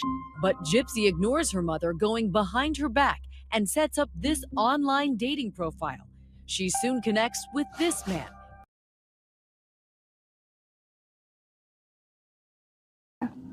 Looking back, are you suspect as to what she might have been putting in that tube? It does pique my curiosity because I don't know all the names of the medications that I was on.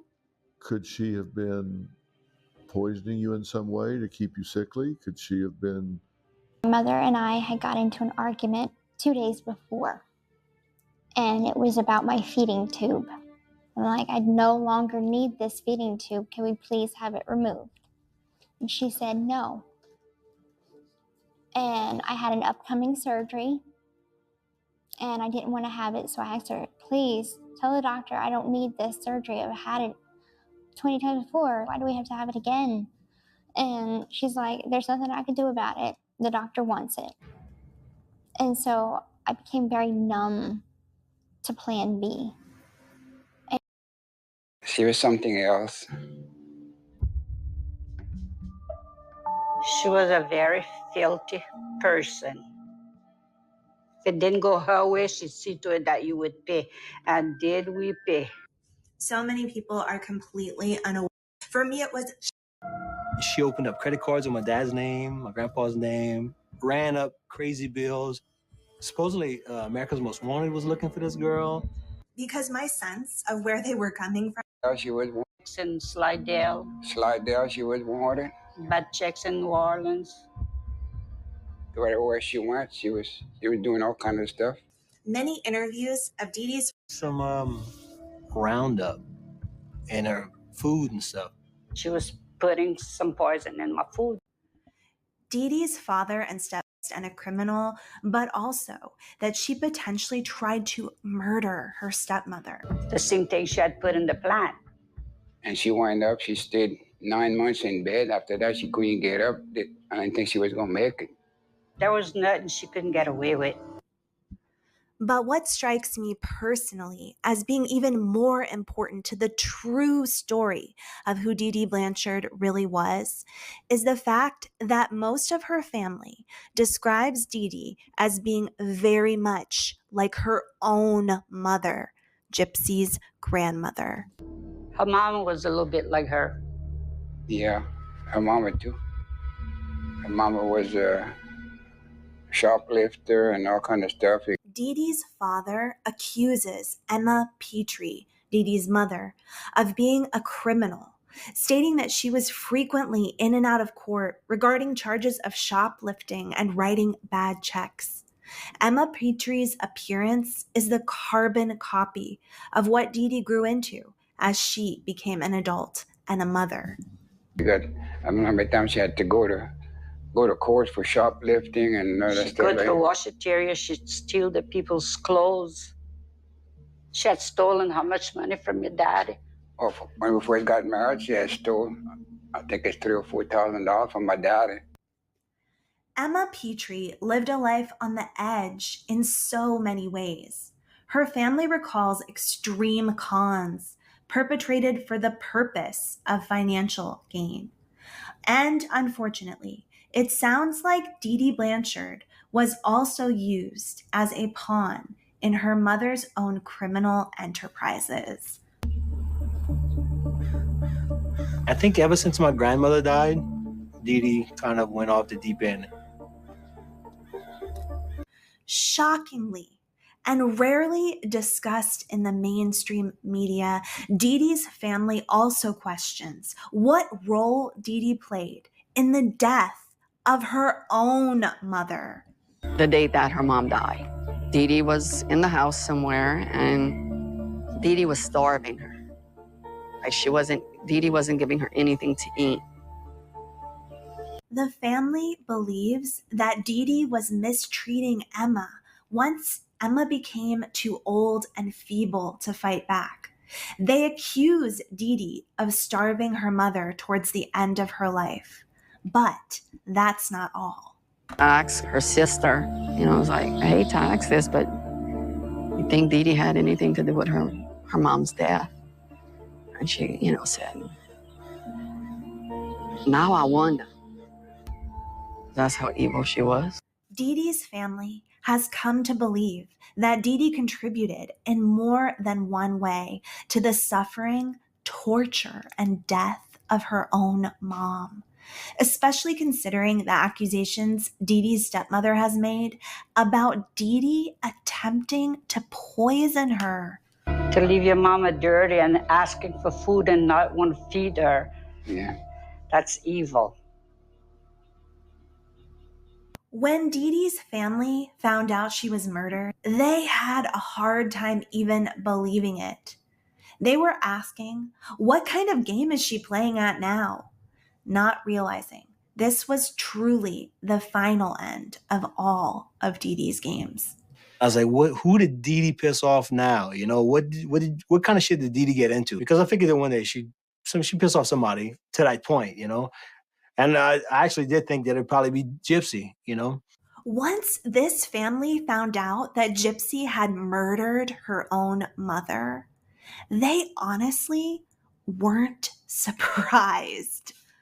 And whenever we later got the word that Gypsy was fine and she was by her boyfriend's house, we were like, she killed her mom. She finally did. She couldn't take it anymore, She finally just said, fuck it all. Okay, clearly DeeDee was not a good person.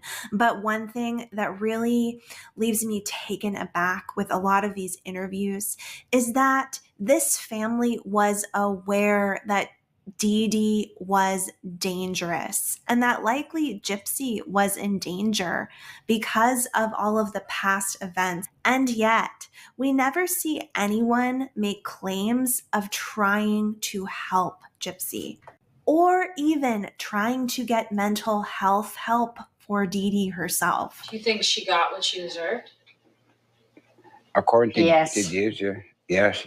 Yeah, she got what she deserved. Clearly, DeeDee has been suffering from mental health issues for the great majority of her life, and her relationship with her father and biological mother likely created severe problems within DeeDee.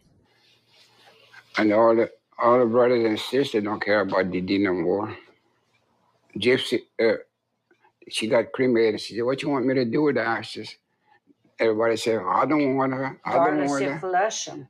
In my opinion, Gypsy is likely reliving what happened to DeeDee in her childhood in some way, shape, or measure. I thought, flush that in the toilet. Her sister said, flush that in the toilet. And there is evidence that potentially DeeDee may have suffered at the hands of her own mother, who may have also been demonstrating some of the behaviors of Munchausen's by proxy syndrome. Get that? They said, we can't afford it. They said, flush it in the toilet. I was incredibly saddened when Gypsy was found guilty of her mother's murder and sentenced to prison, because I believe Gypsy was a kidnap victim who had every right to do whatever was necessary to escape. But looking back, I cannot deny that DeeDee Blanchard was created, likely born out of terrible abuse and neglect by those around her in her childhood. Her family knew something was dangerously wrong. Emma Petrie's life passed down through generations and gravely affected Gypsy's own childhood. DeeDee is guilty and yet also a victim. Reality is, ESFJ Margaret Sumney and how her son ESFJ David Sumney seemed to be so close and emotionally enmeshed with her, like an extension of her, like indistinguishable from her, and yet he murdered her in a disgusting, gruesome way. Of course, it was under the use of Adderall, so it's an exceptional circumstance, but it was gruesome, cruel, breaking her spine and then taking a bunch of selfie photos with it with like thumbs up and stuff like that. So it's truly like vile and evil. And so I don't have any good evidence that Margaret Sumney is an ESFJ covert narcissist either. It's kind of like 50-50 in my mind right now. Like seeing all the other ESFJ covert narcissist momsters, it wouldn't surprise me at all if I got access to more information. Like I'm writing letters with David Sumney, and I wouldn't surprise me at all if I got more information that told me that she was kind of a covert narcissist that bred this kind of evil in him that backfired on her. Christ is the light which shines in all men. We see in the narcissists that what they have done is used what will they possess to bring their whole self, including the light of Christ, to worship the devil. That is to believe his lie that they are nothing but an empty, impure, and worthless reflection of a greater light, the angels or God, so that they might receive mercy from him, the devourer, and not have his accusations deafen their ears and remove their comforts. They accept their place as fellow rulers to the prince of this world and become as workers and as animals in the farms and slaughterhouses in the kingdom of the rageful dead, who are headed for destruction and rise up against their creator for creating such a repulsive race as man, wishing for death, reflecting the desires of their leader, the devil, speaking all manners of blasphemies and committing all acts of violence and obstructions against the Holy One and his anointed. They reflect, embody, and become, and are transformed into the image of the adversary to human life. So that was their only loyalty is to themselves and their image, which is not even their own. In some circles, it's called the false self. So their loyalty is to the false self, which is false is like nothing and death. And Lori's nephew, Zach, is living with Lori and Charles at the time, going to school, and taking care of his 5-year-old nephew, JJ. Zach notices his aunt's changing behavior as well. She would freak me out because we would be in the kitchen and she would mention seeing spirits walking around the house. She told me one time she had an encounter with the devil and they screamed at each other face to face. Lori had said that Tylee was a zombie, that JJ was a zombie. Well, a zombie is obviously somebody she doesn't like. It just scared the hell out of us. So even demon possession, spirit, supernatural beings make an appearance in a classical, the Bible of the profession, in the DSM-5, not as real entities, but as ways to describe certain manifestations of a disorder, dissociative identity disorder. So even... So going back to the clip from the Psycho book where Norman is talking about being possessed and letting himself be possessed, I want us to think about the word possess in two ways, both ways that it can be interpreted. And one way is, that the ESFJ covert narcissist mother is possessing them like an object, like a captive, and then the second way is that, that their captive is actually getting possessed by the spirit of the evil ESFJ covert narcissist monster, like in the Norman Bates case. So in the cases of, in all of these ESFJ covert narcissist monster cases,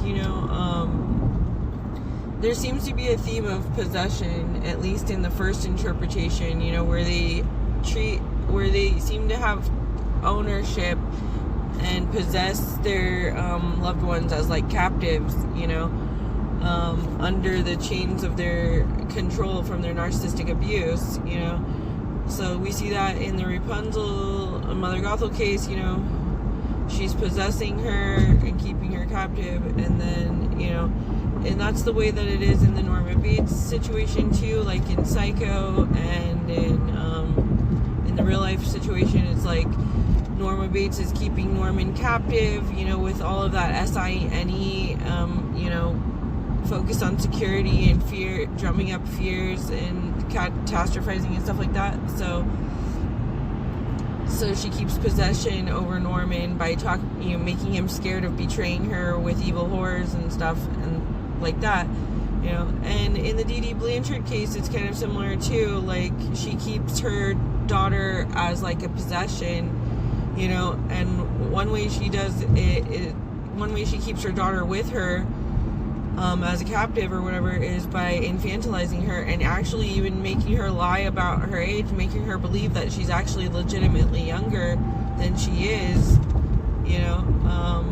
to keep her in possession, And, a lot of people think Munchausen is the primary diagnosis with DeeDee Blanchard, but I think it's covert narcissism, and I think Munchausen can play into covert narcissism very easily with ESFJ Momsters. It's like, if their children have like significant disabilities, or if their child has severe mental health issues, like I see this in my real life Norman Bates case, it seems like she likes how he has severe mental health issues and stuff, because that makes it so that she can be like, she can keep him with her even as an adult. If he has like extreme autism and like other mental health issues, blackouts or whatever, that makes it easier for her to keep him with her, like I used to tell my ex INTP Ryan, like when he was acting like Norman Bates and his mom was acting like Norma Bates, like I would make jokes like free Britney, like he's in an unofficial conservatorship with her. Maybe they're actually in a conservatorship, I don't know, but like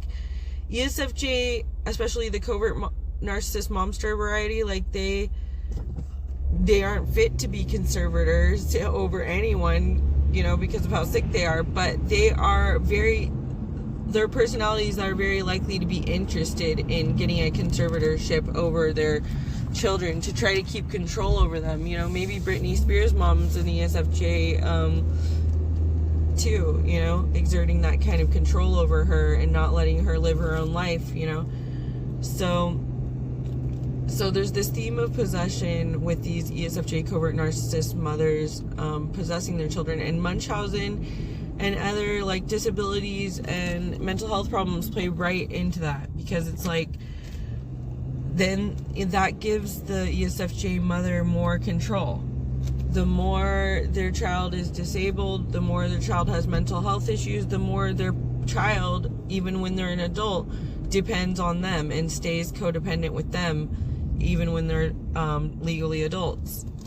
So there's that theme of possession going on in these situations, and then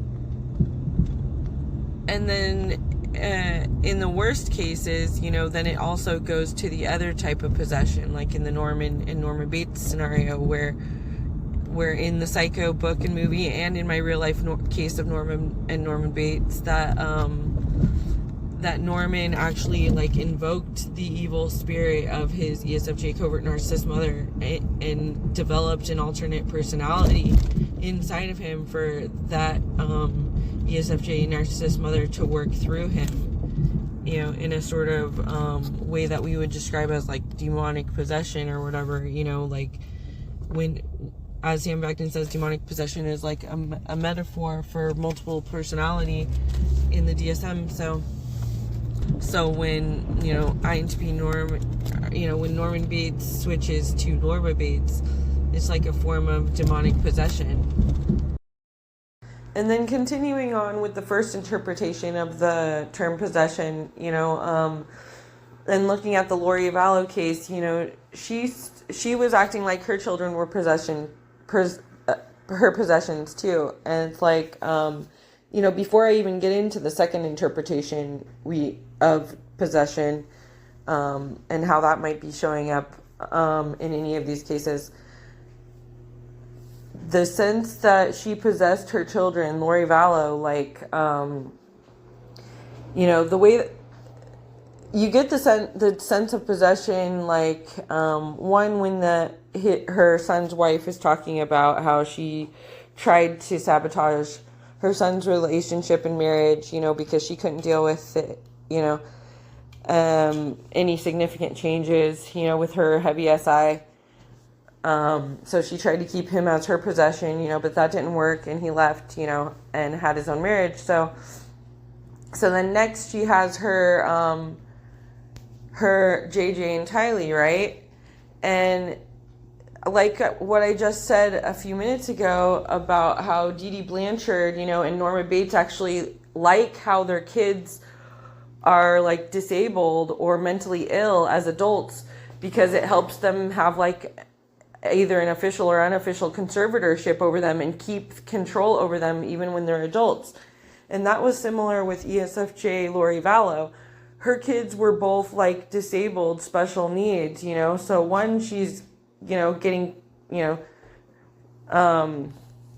so that helped her be like ESFJ DeeDee Blanchard, like getting, attention for, being the mother, taking care of a special needs child, and it helps her keep control over them, and one reason that she might have got rid of them was just, that they might have been harder to control as her possessions, and the way that she got rid of them, and the way she talks about it after, it's like, it was like taking her cat to the vet to be euthanized, to be put down, to be put out of their misery, and then making up a story about how it's a happy, wonderful thing, how they got sent to heaven, whatever, It's like she, her kids were as meaningful to her as what she got out of them at the time, and then when she wanted a new story, with her new husband, her new cult leader husband,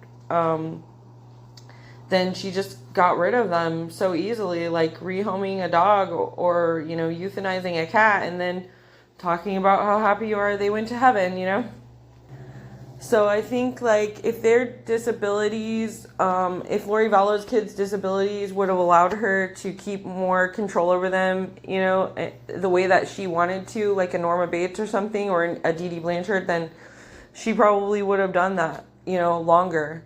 But she found something else that was more interesting to her with her new twin flame, her ISFJ husband, Chad Daybell, the religious cult leader or whatever. And their ideas that they're like chosen one, whatever, whatever their ideas were. I don't know what the specific details were. So the point is that in these ESFJ Covert Narcissist Momster situations, there's going to be a strong and heavy theme of possession without even going into like the second interpretation of demonic possession, which may very well be apparent in some of these cases. Like Lori Vallow was saying that she saw demons. So there's a case of demonic possession going on in her family. And then in the Norma and Norma Bates situation, it's an actual case of demonic possession because, demonic possession is a metaphor in the DSM and a way to describe multiple personality disorder, like turning into someone else. And Norman has like invoked the evil demonic spirit of his ESFJ Covert Narcissist mother. And so that's how possession is interpreted in that sense, and that's how it shows up. So with ESFJ Covert Narcissist Momsters, you're definitely going to see a strong theme of possession. In the first interpretation, they're going to be trying to keep ownership and control over their loved ones in any way possible, even if that means, trying to keep them artificially younger or trying to keep them sick or mentally ill or something, trying to perpetuate their dependency and codependency in any way possible. So, like, in my real life case of Norman and Norma Bates, like I said, like, I think that she likes that he has some mental health issues and some substance abuse issues and stuff like that because, in some early diagnosis of autism and stuff like that, because it, those disabilities and mental health issues leave her in the position that she wants to be, being the mother figure of her baby, that, that the image that she created, that she's feeding off of in her codependency.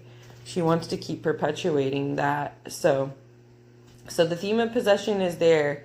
The theme of demonic possession is also there, but the theme of possession is more clear and present throughout all the cases.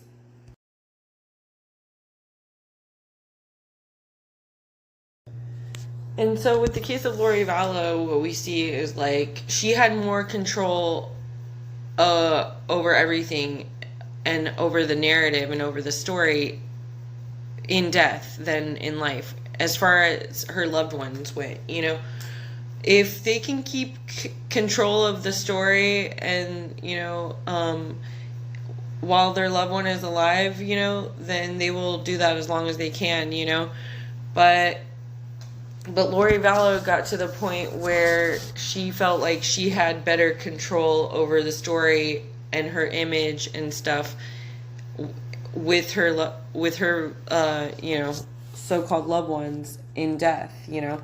And I put in the ESFJ Lori Vallow video where in her sentencing speech where she's speaking for the dead and how much, you know, they love her and blah blah blah and they're happy. Like, I say that narcissists love to speak for dead people who can't speak for themselves. So, you know, in life, you know, before death, you know, the ESFJ covert narcissist mother likes to speak for the child, you know, or speak for the disabled child or the mentally ill child or the mentally ill adult child or whatever, you know, and keep their control, you know, by speaking for them and stuff, you know, and being their, you know, whatever, their controller or whatever. And so as long as they can exert the control they want to control over their loved ones, you know, who are hopefully, you know, mentally ill or sick or disabled or in other ways codependent, you know, sometimes they find out that they have better control in death. You know, they have better control over their loved ones in death. You know, they have more control over the narrative, over the stories, you know, of their loved ones in death. So that's where we see Lori Vallow going, you know. We see how much the covert narcissist is like an absolute control freak and has to control the story and the narrative above all, you know. And so she did that in life as well as she could, Lori Vallow, over the living, you know, and her disabled kids and whatever. But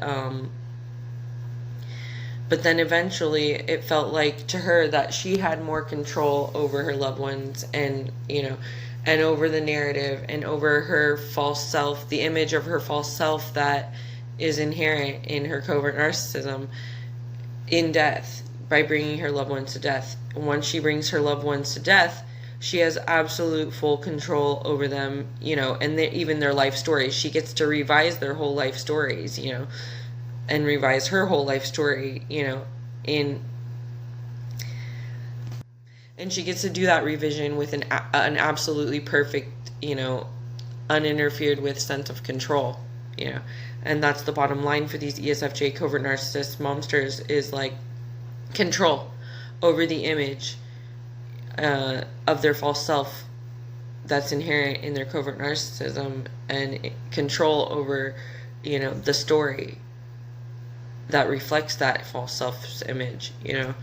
So that's the most important thing to them. And that's what we see with Lori Vallow, you know, how disposable her kids actually were to her. Like, you know, she's going on even in the sentencing speech crying, you know. And in ESFJ shows how someone can be emotional without being empathic, you know.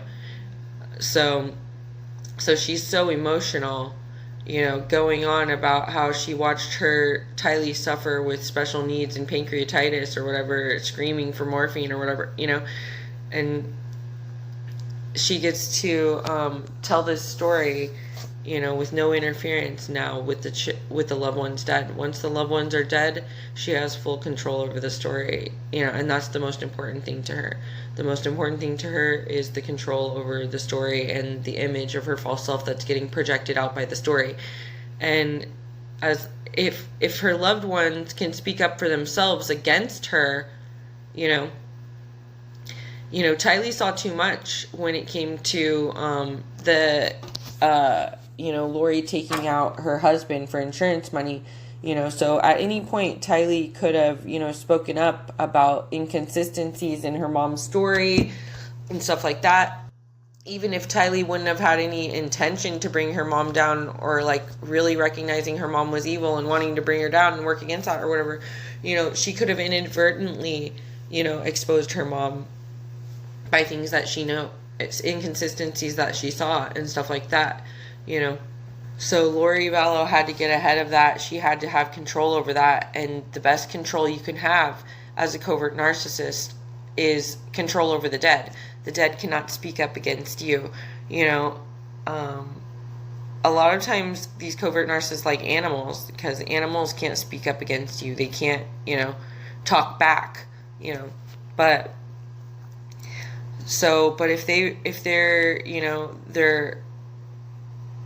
if it's a child or whatever, you know, it's much easier for them to keep control of like a passive P-type personality. You know, if Lori Vallow had some P-type personality kids, you know, maybe she would have been a Norma Bates, happy controlling her kids, you know, every aspect of their lives for a decade or more longer, you know, or whatever, you know.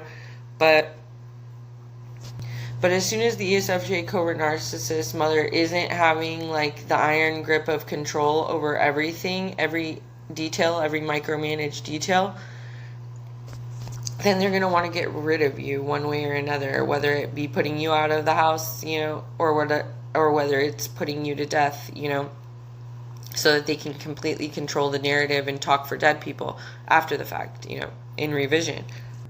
So it ties into the theme of possession, you know, this obsessive need for controlling the narrative and controlling the false image that they're projecting out. So the ESFJ covert narcissist momster keeps their loved ones as possessions in life, you know. And sometimes if they find that they can't keep their loved ones as possessions in life, then they figure out that they can keep their loved ones as possessions in death. And they like that sense of control a lot better. And I think that's what we're seeing in the case of ESFJ Lori Vallow, like that she feels that she can control her possessions, her kids, the story about her and her kids much better with them dead.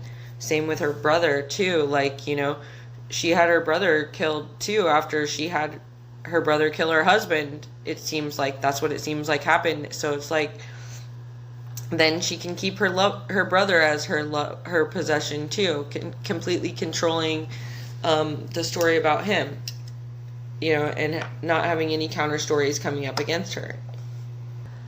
So I think in the case of the Norma Bates situation, the real life and the story and the fictional story in Psycho, and in the case of Lori Vallow, there's actual like demonic possession, just displayed in the way that they have a false self that they're upholding in their covert narcissism. And so the ESFJ covert narcissist momster can love death or want death in two ways. You know, one is in that way of possession, like wanting to keep their loved ones as possessions, and if they can't control them as the living, then they can control them as the dead.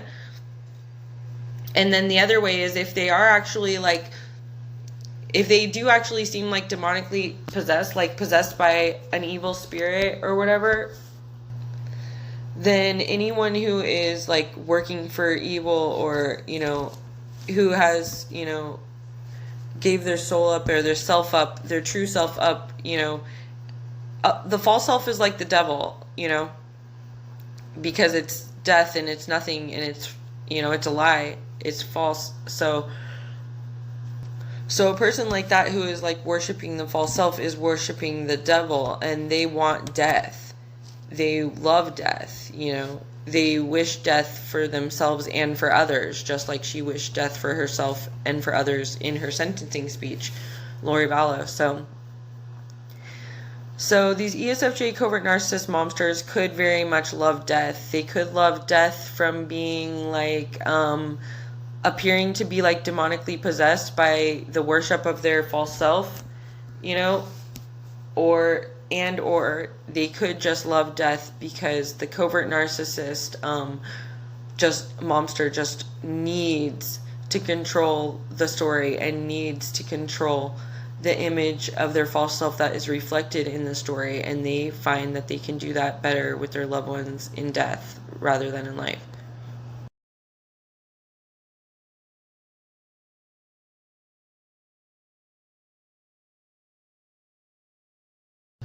And so the fact that, you know, like Gypsy rose up and killed her ESFJ covert narcissist momster, you know, and the fact that like INTP Ed Kemper rose up and killed his ESFJ covert narcissist momster, you know, like I see them as victims, not villains. In, you know, they had to stand up against the lifelong narcissistic abuse that they were suffering, you know. So I think that they acted in self-defense, you know. A lot of people, when they think about Kemper, like in the way he worked himself up and graduated in degrees of violence and played mind games with his victims, like they act like he played those mind games just because he was like a genius IQ, highly intelligent, but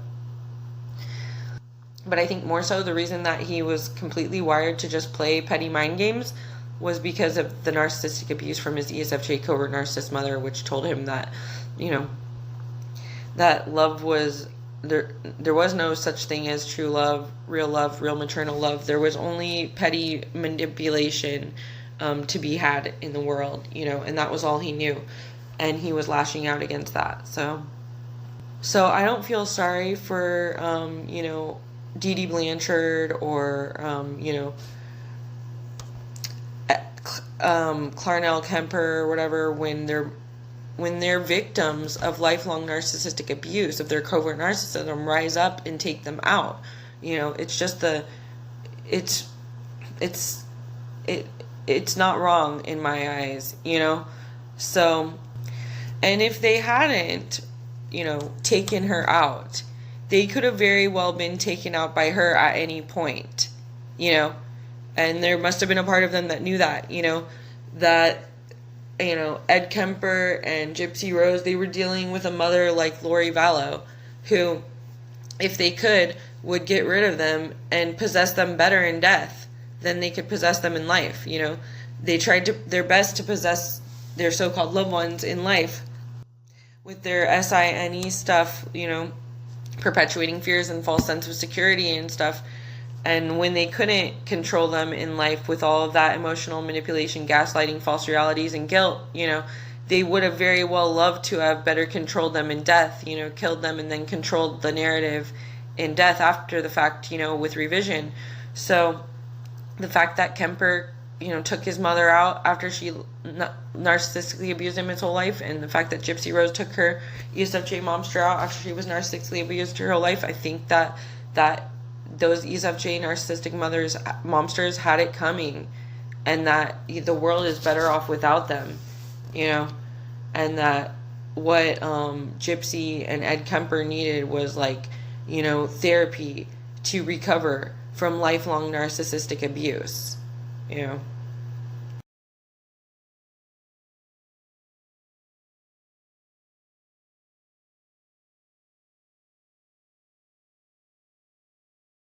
And I feel the same about David Sumney too. Like I said, I can't say that Margaret is a covert narcissist and evil right now, but I hold open the possibility, definitely. And if David, you know, if David killing her was standing up to lifelong narcissistic abuse, then I feel the same way as I just said about, you know, DeeDee Blanchard and Clarnell Kemper. Like, they had it coming, you know. It was like the world is better off without them, you know. The world is better off with one less ESFJ covert narcissist momster in the world, you know. So, you know, if Margaret Sumney is a covert narcissist, then I would say David Sumney also just needs recovery from lifelong narcissistic abuse, you know, that made him kill his mother. So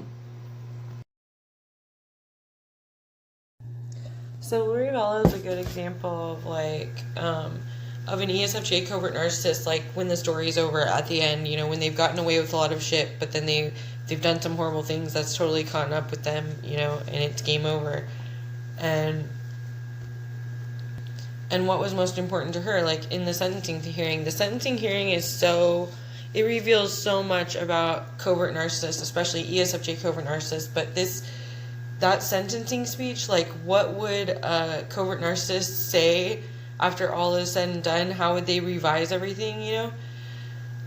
Along with the theme of possession, you know, the theme with these ESFJ covert narcissist momsters is just this pathological need to control, you know, the image of their false self that is getting projected out into the world, you know. And that's like the most important thing, is the image of the false self that they're trying to project out. That's the only thing they're loyal to, you know. So they want to control the narrative when all is said and done, you know. And what we see is that it's easier for ESFJ covert narcissist mothers to control the narrative and the image of their false self that they're trying to maintain, you know, if their so-called loved ones are disabled, sick, you know, dependent, and then finally even dead, you know.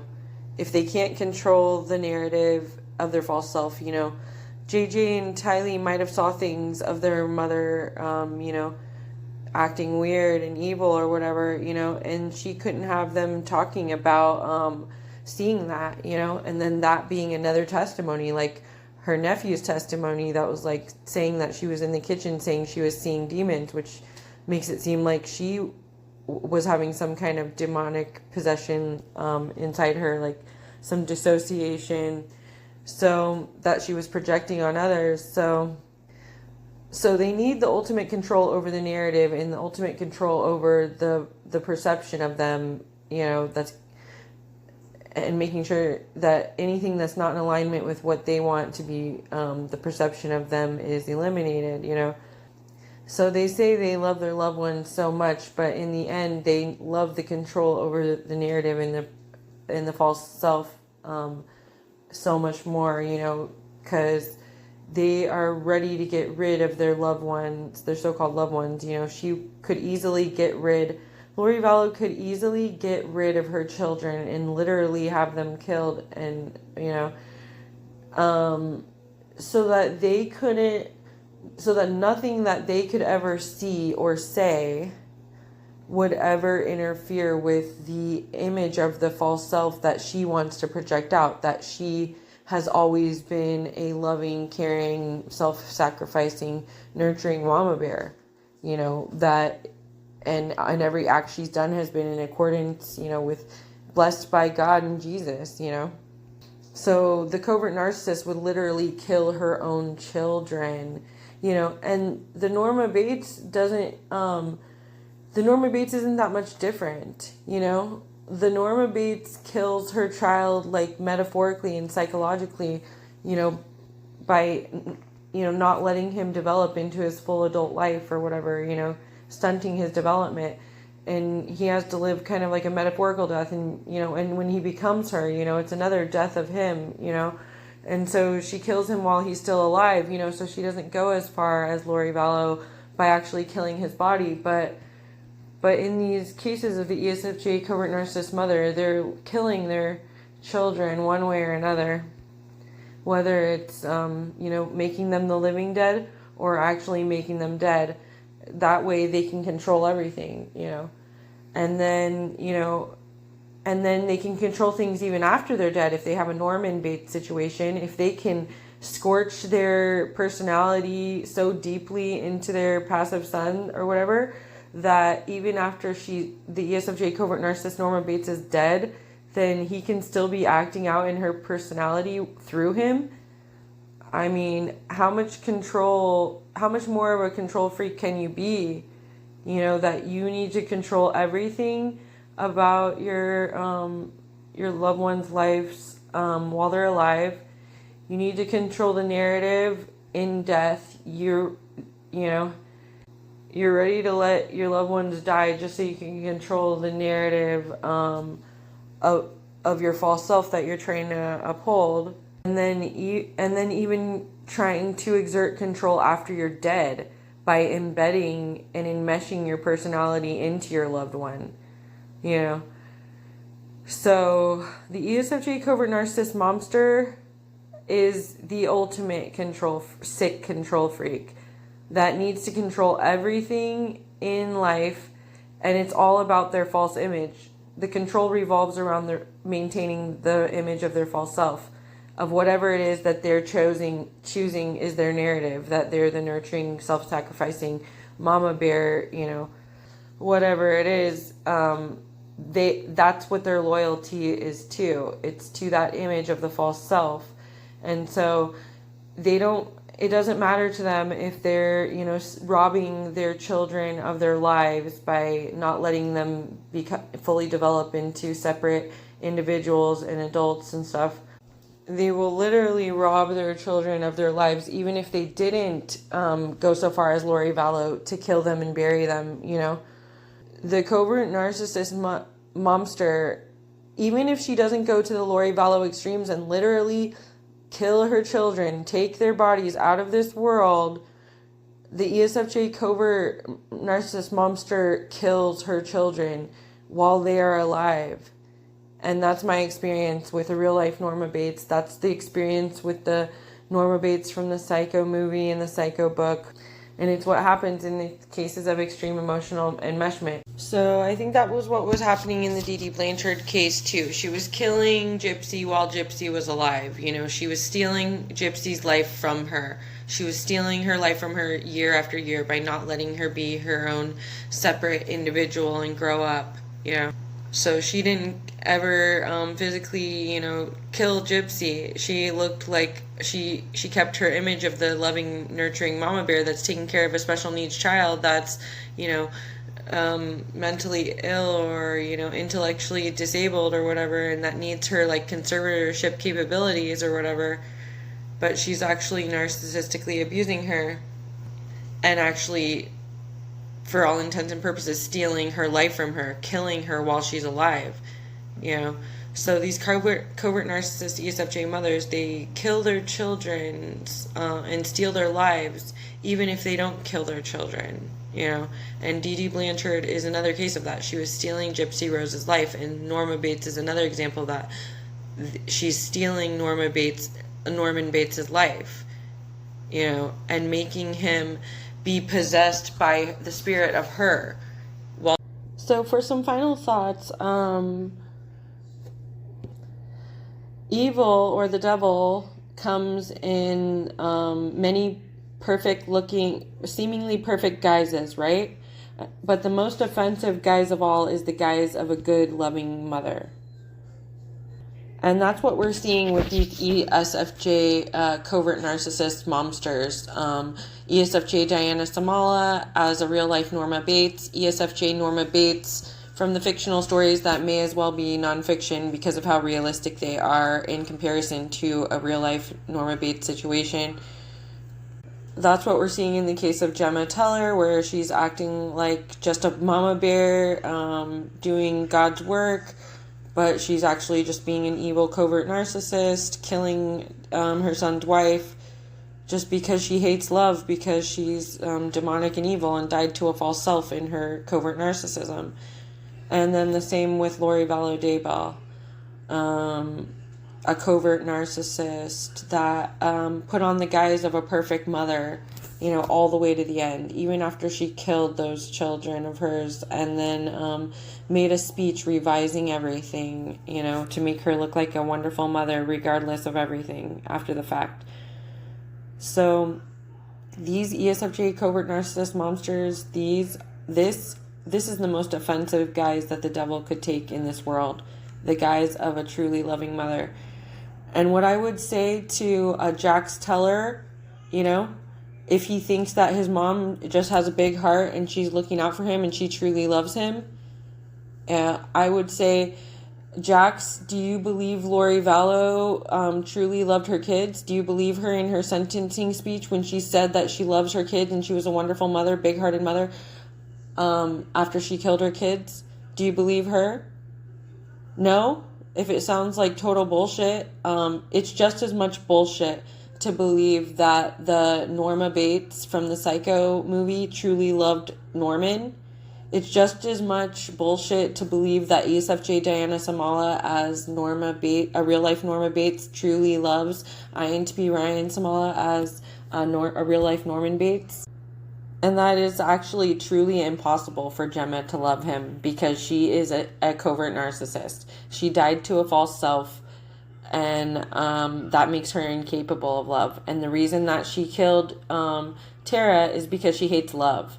She hates the fact that her son can love, truly love. She hates the fact that Tara can truly love, and that Tara is like a light, a healer, a good person, and someone that can truly love and bring love into his life. She cannot stand that, She tries every way to stop it, and she can't without finally just murdering her. So that shows the ESFJ covert narcissist in Gemma. Like, she loves death and she hates love.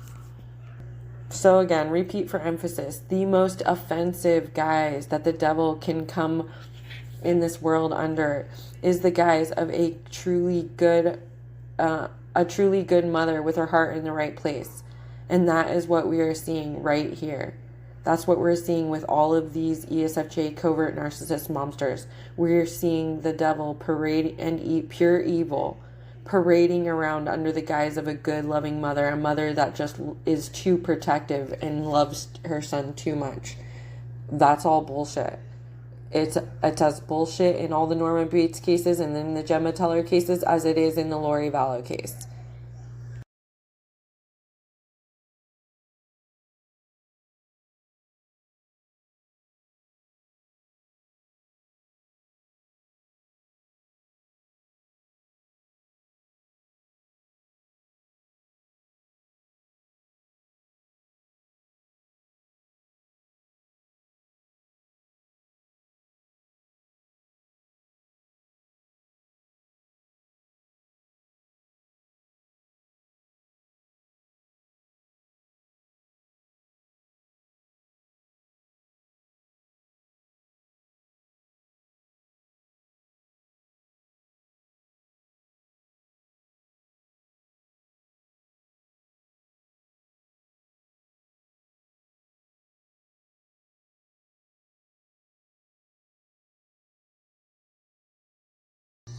And so the fact that all the Norman Bates in the world that are being raised by these ESFJ covert narcissists, or, all the other versions of this that happen, like I mentioned, like Gypsy Rose with ESFJ covert narcissist DeeDee Blanchard too. It's like, they convince their children, they brainwash their children that they're doing nothing but loving and protecting them, and that they have a deep loving bond, that they're exaggerating in a love bombing way in their covert narcissism, so it all seems so fantasy like and stuff, and their kids get sucked into it, and their kids actually get killed, whether they get killed, literally with their bodies taken out of this world like Lori Vallow, or whether they get killed while they're alive, whether they get their lives just stolen from them, through emotional enmeshment.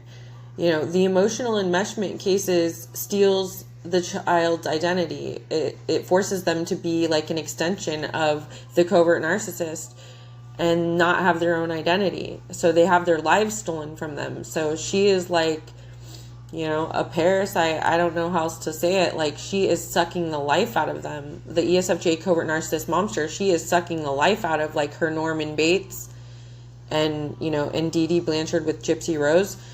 She is killing them. She's the living dead, sucking the life out of them.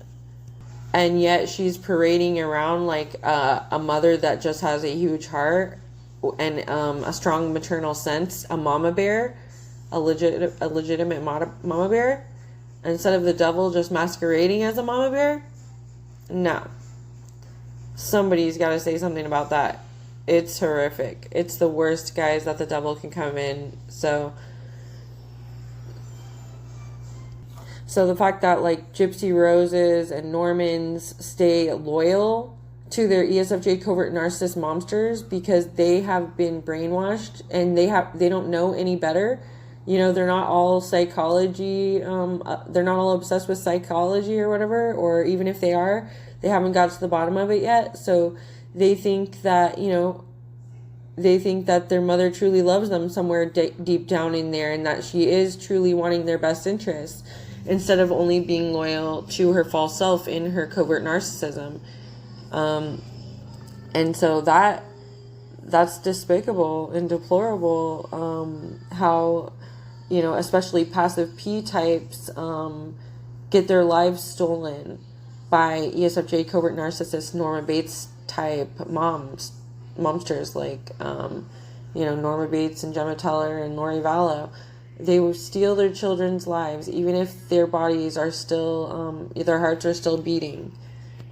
They steal their loved ones' lives, their so-called loved ones' lives. And this can be done on a very unconscious level. As much as a lot of their manipulation is conscious, they might not even be aware. They're very unconscious to the fact that they're kind of programmed in their covert narcissism to love death and hate love. And so in all of these cases of these ESFJ covert narcissist momsters, you know, with evil parading around in the guise of a good mother, there's the theme of emotional enmeshment, extreme emotional enmeshment. And extreme emotional enmeshment, you know, it was mischaracterized in the newest Bates Motel. They overemphasized like some kind of sexual tension between Norman and his mother, like some kind of actual incest, sexual incest or romantic incest or whatever, rather than what emotional enmeshment really is, which is like the two becoming one, merging, like invasion of the body snatchers, you know, like Norman still has a body, but it's possessed by Norma Bates, you know.